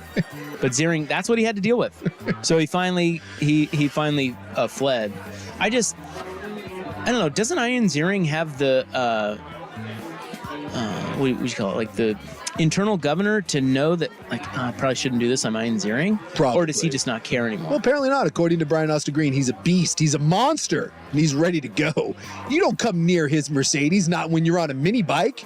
He's ready to go at a moment's notice with his daughter in the car, and then he ran away. And then I guess they beat up his car. They broke his windshield. And yeah, they did do that. They went back and roughed up his Mercedes. See, no one wins here. No. It's like, that's why you don't get out of your car, even if you're pissed off. And you're Ian Ziering. Well, is there a situation that could be more embarrassing to you than getting your ass stomped? And I'm not saying he got beat up. He ran away. He did not get beat up. But is there anything that could be more embarrassing than getting your ass kicked by a bunch of people, including a fat lady on a moped? There's nothing more. Find me a more embarrassing group of people to get your ass kicked by. And yet, like you said, there's like 5 of them. So, well, you know, I mean, anytime it's 5-on-1. Yeah, it's tough. It is. That's tough. I'm not holding that against you. Well, there is a moment in the video where you want to see him just start wheel kicking everybody and like Chuck Norris the thing and like, oh my God, this is like Ian Ziering's moment. This is his Super Bowl. Right now, we're watching it live and it's awesome. It's not. But then he just runs off. No. You want him to be Ian Ziering and kick the crap out of all these people? Unfortunately. Because he kind of appears like he maybe could. Yeah. But then... No. Then nothing. And then he runs. Yeah. He does at one point attempt some sort of weird front kick. Look, not a lot of people here know how to punch. That's clearly obvious. If you've never if you've never fought before, don't make your first one on the public streets against moped outlaws. Just don't. That's people like, I think he took like one of those Taibo classes once in an LA fitness gym and really thought that when push came to shove, he'd be able to go John Wick and chop some people down. Turns out, not so much. You guys got to watch that video. It's amazing. So good. Someone said, what about some mobility scooters? Yeah, some people pulled up on some rascals. Yeah, that's tough. Someone said it was a stuntman, the one who can fight, not Ian. That'd be great if your stuntman was with you and you just kind of tagged out. You're getting your ass kicked. You go to your stuntman. Dude, that'd be awesome. His stuntman pops out of the Mercedes and kicks all their asses. Dude, how cool would that be? Yes. It's all caught on camera. Everything's, and people saying it's staged. I think it does. It certainly doesn't look staged. No, that's not staged. And I just think everything is caught on camera in LA. Yeah. Like just everyone, like just you can't. Was someone filming that, or was that like one of those? It just looks like some because they don't catch it right in the middle of it. They they already see him out of the car. My guess is that once there's a kerfuffle that happens, 9 people are going to film it. How to tell your kids they're fat. Next on The Fan. It's the Vancouver Ford text line. Plenty of time to talk sports today. One number.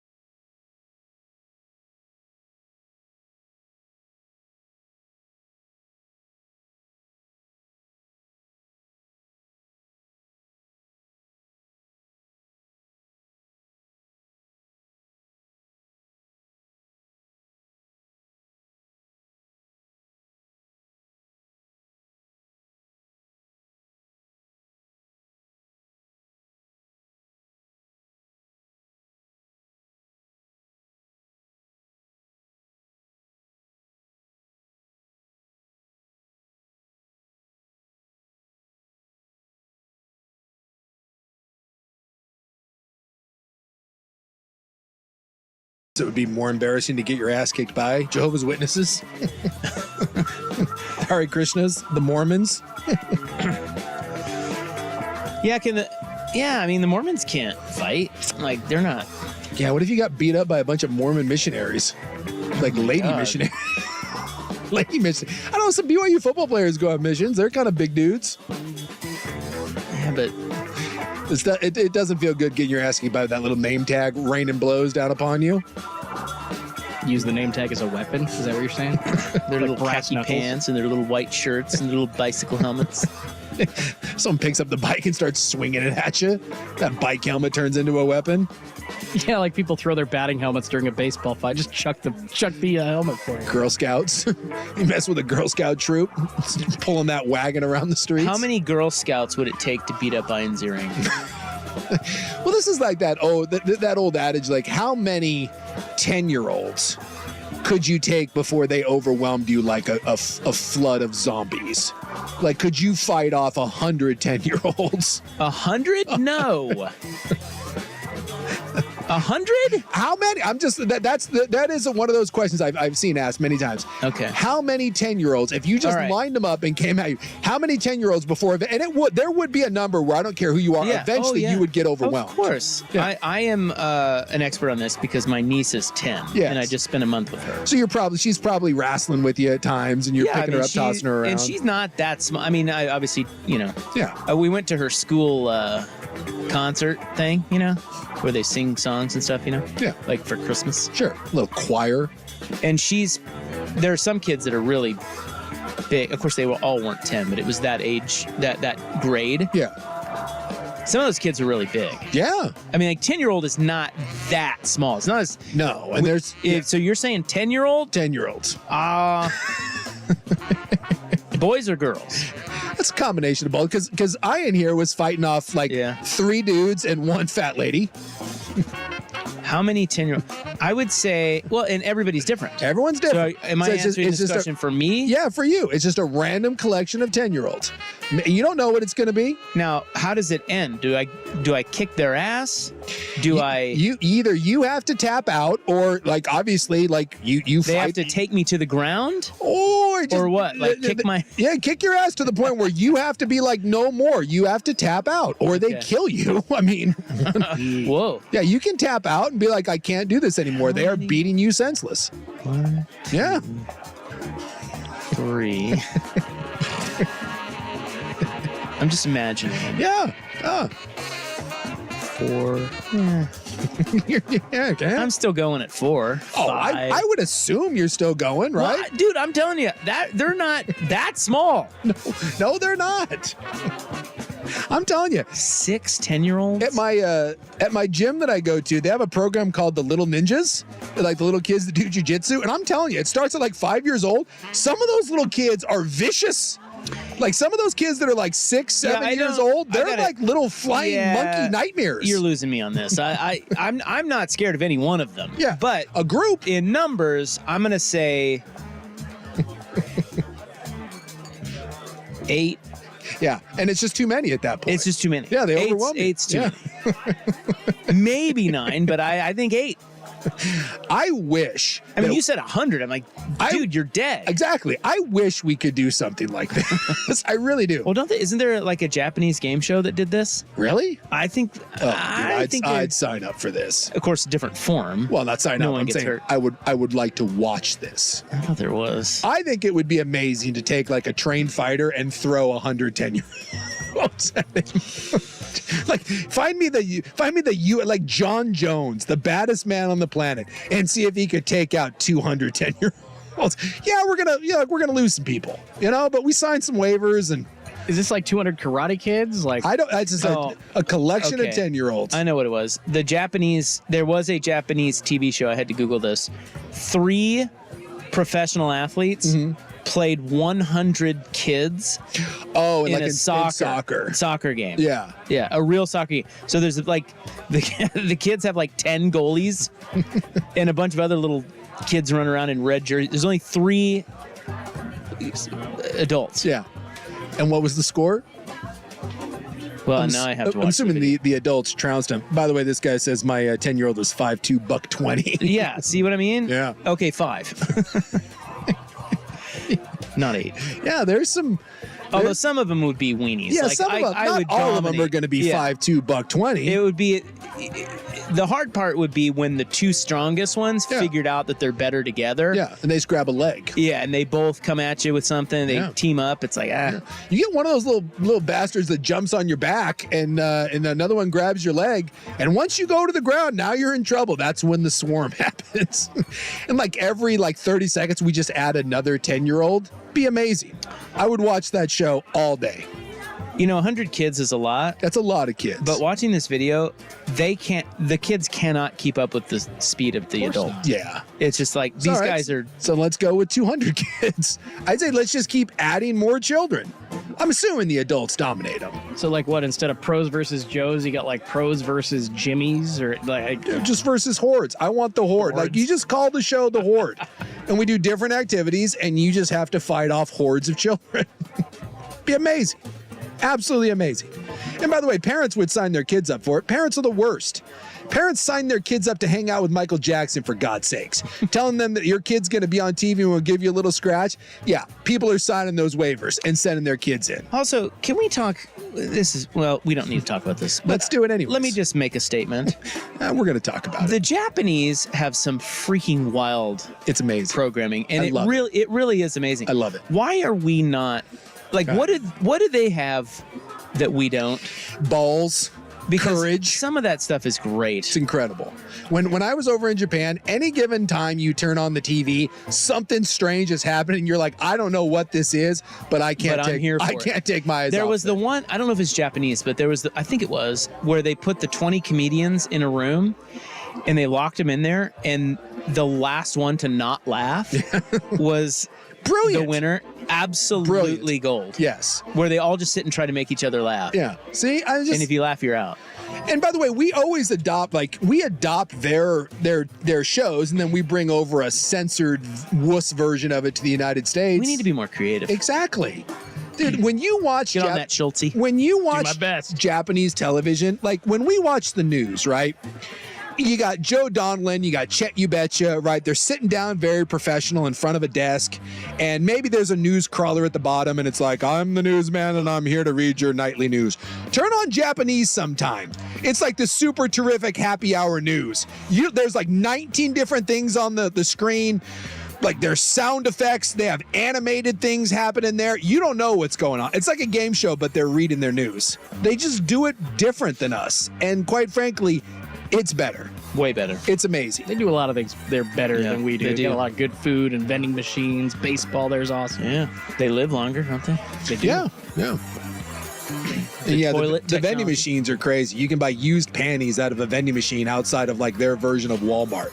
It's fascinating. Although prayers to people in Japan right now. Massive earthquake did strike there in the last couple of days. Yeah, my gal's family was sending us some video from their house, and luckily nothing was destroyed, no one was hurt, but it certainly got everyone's attention. It was pretty spooky. Okay, back on track. How to tell your kids they're fat.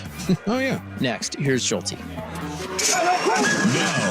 Now, from the Spirit Mountain Casino Sports Desk, a Sports Center update on 1080 The Fan. This update is brought to you by Stanford's. This classic American steakhouse is exactly what you've been craving. Visit them in Clackamas, Tanasbourne, or online at stanfords.com. First on The Fan, the Portland Trailblazers back in action tonight in Dallas, taking on the Mavericks. We had a very long first quarter, but they are about 5 minutes left in the second quarter, and Dallas has jumped to a 60-35 lead over your Blazers. Looks like Luka Doncic so far leading the way. Shot 11 free throws, made 9 of them, 20 points so far for him. Kyrie Irving, 17. Shaedon Sharpe leading the way for your Blazers with 11 points. Once again, 60-35, Dallas's lead in the second quarter. Looking elsewhere around, big news locally coming out today. First in Eugene, Ducks linebacker Jeffrey Bossa announcing he will return to Oregon for his senior year in 2024. He had a career high 73 tackles this season. And Merrick Paulson has officially sold the Portland Thorns for $63 million to a Southern California-based company called Raj Sports. Paulson will still continue to maintain ownership of the Timbers. On to the NFL. A couple quarterbacks sitting for Week 18. The Rams are starting quarterback Carson Wentz so they can rest Matt Stafford. The Ravens going to sit Lamar Jackson. Tyler Huntley will start in his place. And the Chiefs, they're going to go with Blaine Gabbert so they can give Pat Mahomes a chance to sit before the playoffs. More sports scores and stories in 30 minutes. I'm Schulte from the Spirit Mountain Casino Sports Desk. Watch and wager on pro and college football from across the country at Spirit Mountain Casino. Learn more at spiritmountain.com. The inside story on the Blazers, Ducks, and Beavers. Danny and Dusty. Weekdays noon to 3 on the Odyssey app and 1080 The Fan. X Golf is the home of indoor golf. There's X Golf Tualatin, X Golf Vancouver, and coming soon, X Golf Beaverton. The world's most advanced golf simulators in a great sports bar atmosphere. Host your event or party at X Golf. Rent one bay, a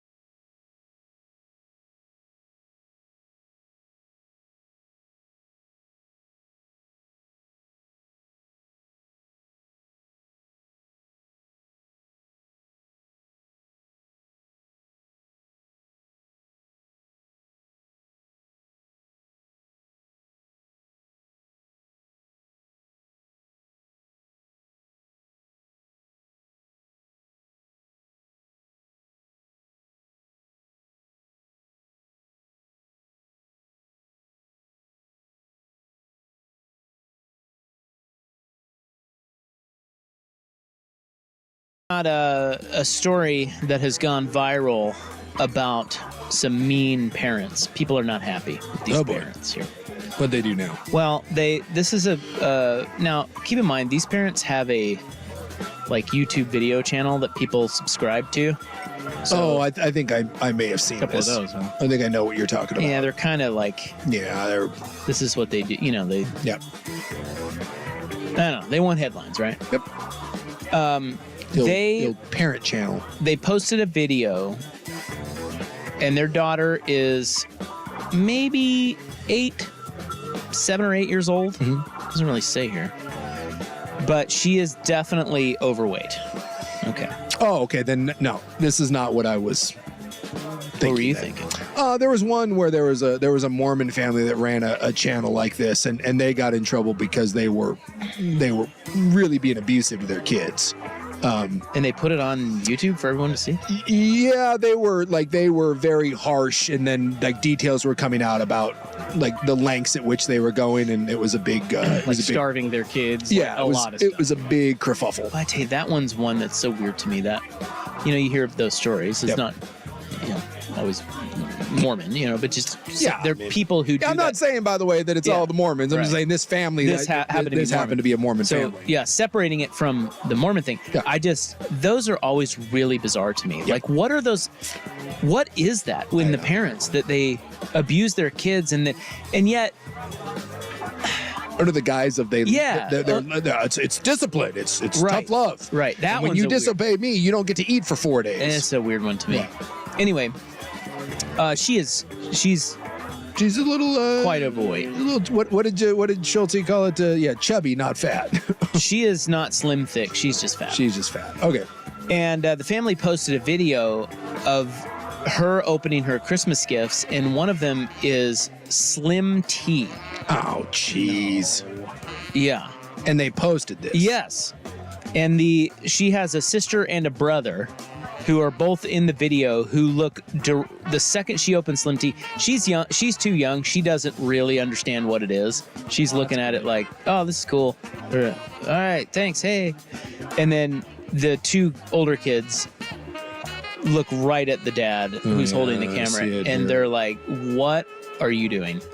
And they posted this. Yeah. And the dad, he kind of doubles down. He's like, yeah, it's great. God. So the internet, of course, has had a field day with this. Sure, which the dad probably loves. Yeah. So a couple of the people that shot them a note. I recognize a hurt kid trying to play it cool. Poor kid doesn't deserve this. They just took her childhood away from her. She's aware now of her body and other people's entitlement to comment on it. There's no appropriate scenario where a child's gift should be a weight loss supplement. Mind you, she is a child. It's not her fault she ever became overweight in the first place. She doesn't decide what she does and doesn't eat. She's the victim, and now she's getting bullied for it. Disgusting. Those are just a sample of and some more things. Importantly, you put it on social media. Yeah. And then, okay, so they have now come back out with a second video, and they're like, no. We didn't give her Slim Tea. Somebody who subscribes to our video feed sent her Slim Tea. And yet you still put it on your video. Or you put unscreened presents under the tree from random viewers. Stop it. Yeah, that's what they're saying. Yeah, that's bullshit. Anyway, that went viral.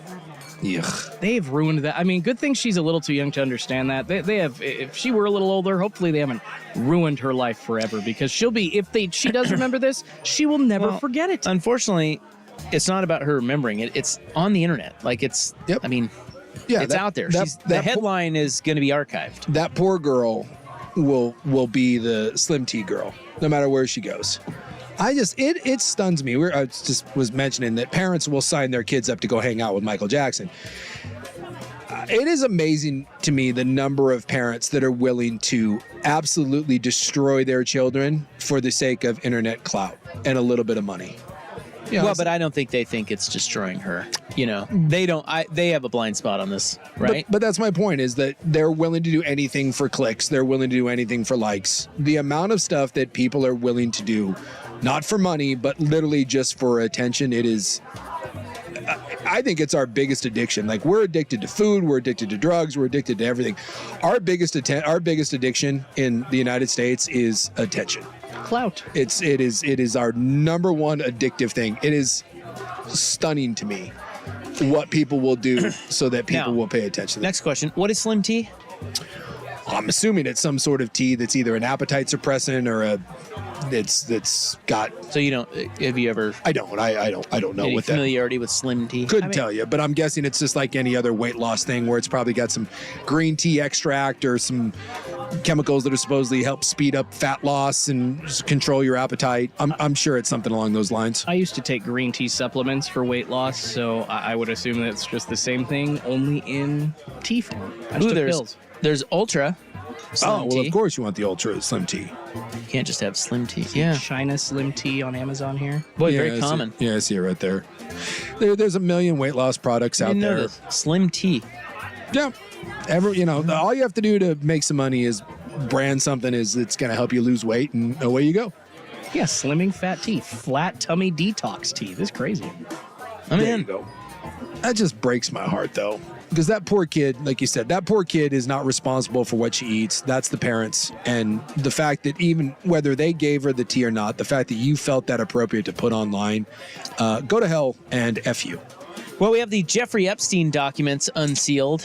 Yeah, one person at least is catching some strays, although they're not really strays. He was already, yeah. See, that's the thing about this. They keep saying there's like 170 names. It's all the same people that that have already been linked to Epstein. Yeah, they released like a couple hundred pages of documents, and we keep waiting for like the big manifest. But so far, it's only been like the only ones I've seen are Prince Andrew and Bill Clinton. And we already knew that. We already knew. Prince Andrew settled the lawsuit, and we know he's no longer allowed near the royal family. Bill has disappeared because we know that Bill's a pedophile.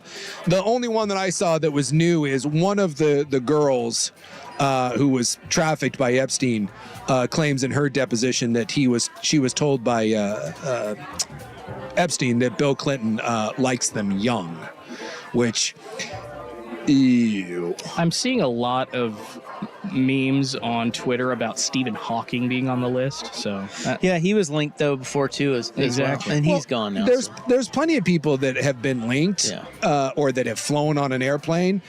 I'm going to be real careful with throwing anything out until there's actual, like, at this point, it's pretty safe to assume that Prince Andrew and Bill Clinton literally were having sex with children.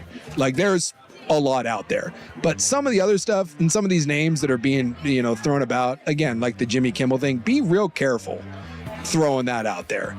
Whereas it appears that the other two, there's photos, they are admitting to be on the island multiple times. Of course, they're both like, well, yeah, I hung out with him, but I didn't do anything. Well, now you actually have someone coming out and saying directly that Epstein told her that Bill Clinton liked young girls, which is why Bill Clinton, who went from a star like fundraiser with the Democratic Party, has now quietly just disappeared. And it's probably for the best, because at this point, there you go. And Bill Clinton, it sucks because he has one of my favorite quotes that I use all the time. But now I can't say it because it's Bill Clinton's. He has there's nothing wrong with America that can't be fixed by what's right with America.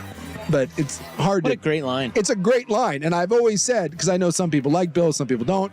And I've always said that, whether you like him or not, that's an amazing quote. But it's now hard to quote a pedophile. That's like, I need to get a new quote. One thing we've thought about, I think it's just very polarizing in America, is pineapple on pizza.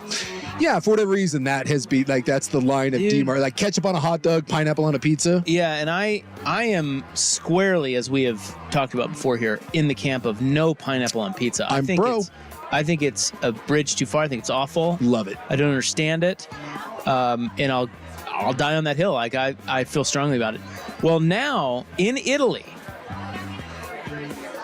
someone added pineapple to a pizza. In Italy. Is that like the obviously the birthplace of pizza? This is like sacrilegious? Yes. Why is that such a? Because it's awful. Why is that a bridge too far? So I will tell you. Okay. How they reacted to that in Italy. Coming up next. They took to the streets on their mini bikes. 646 on the Fan. The Fan is on in your home and where you work. It's just us and no one else. Good explanation. The Fan on your smart speaker is brought to you by Red Tail Golf. Red Tail's junior golf program is in session now. Sign up for the junior club or their spring break golf camp, March 25th through the 29th. Visit redtailgolf.com or call 503-646-5166 and tell your smart speaker to play 1080. I couldn't believe how entertained I was. When you talk about the top in this country. The Fan. When looking for new construction, you want to make your dreams come alive. You want innovation and sustainability that knows no bounds. You want to work with masters of their craft. You want Mods PDX. Mods PDX works with homebuyers, architects, and developers to create beautiful, sustainable, and energy-efficient buildings of the highest quality. With our modular approach, your project will be completed sooner than traditional construction, creating a faster return on investment. Work with a team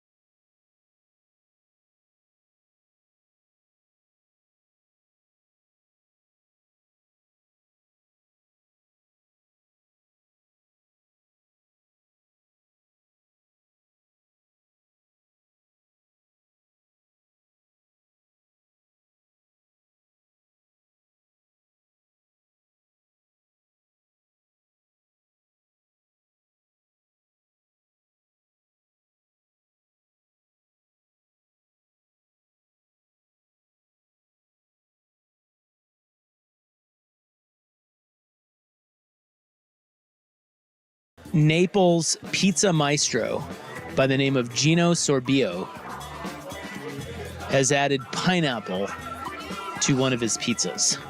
Okay. In Italy. And this apparently will not stand. This act of aggression will not stand. The history of Italy. Mm-hmm. It's never all been, that history. It's never been done. No, God, no.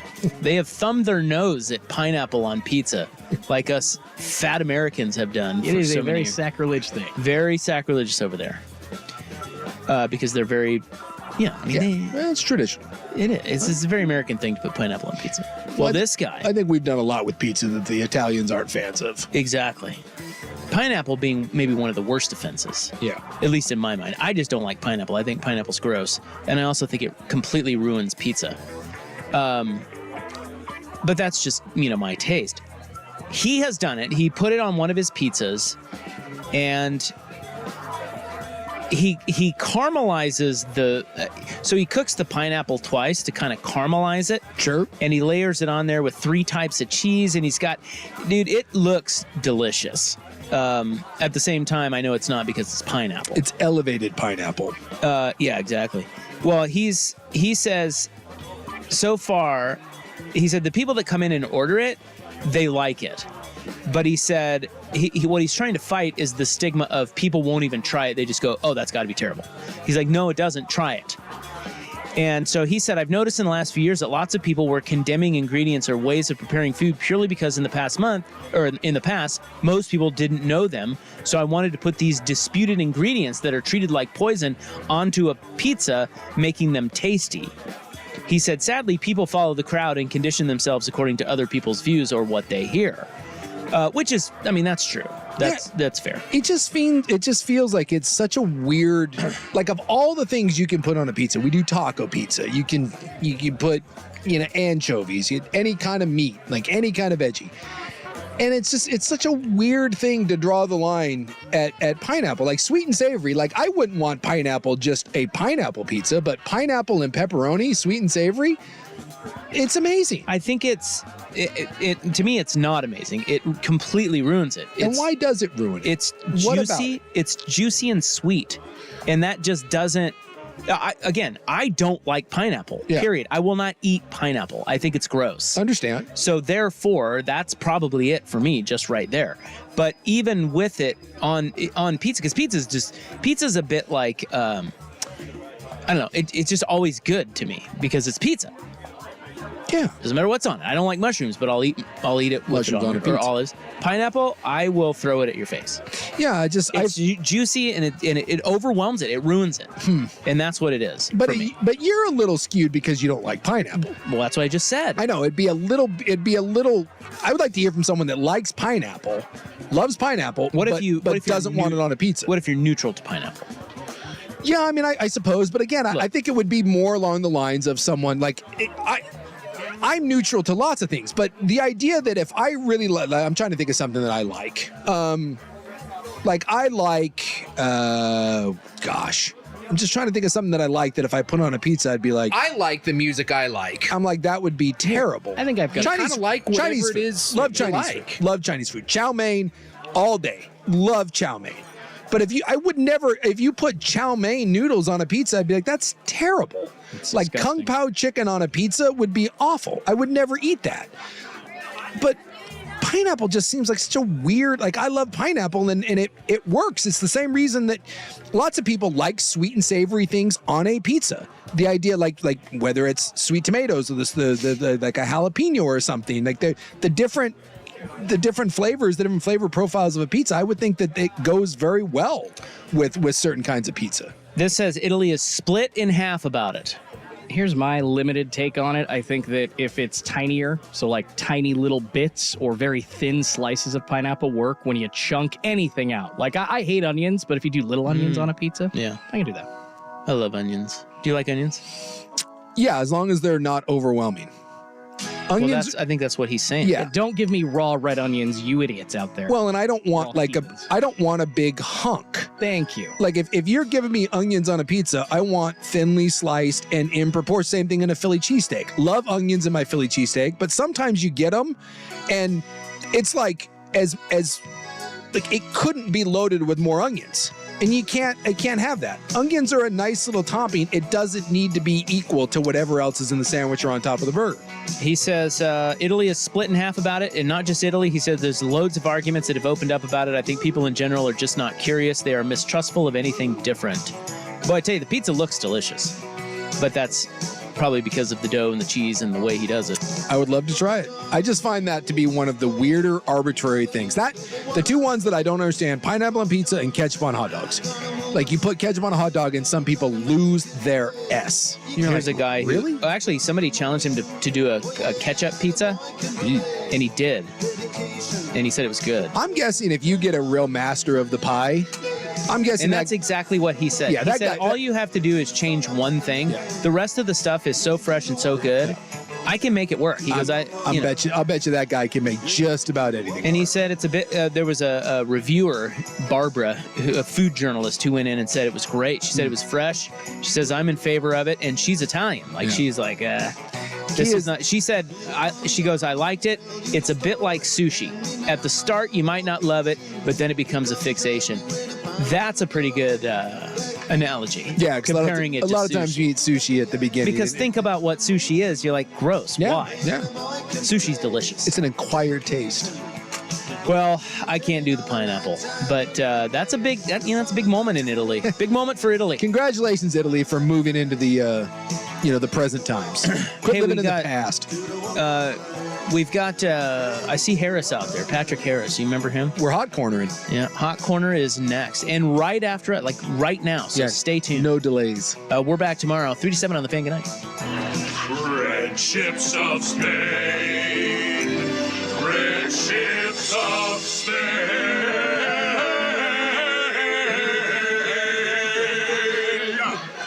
There's no need to suffer in silence with erectile dysfunction. Multnomah Medical Clinic is here to help. Multnomah Medical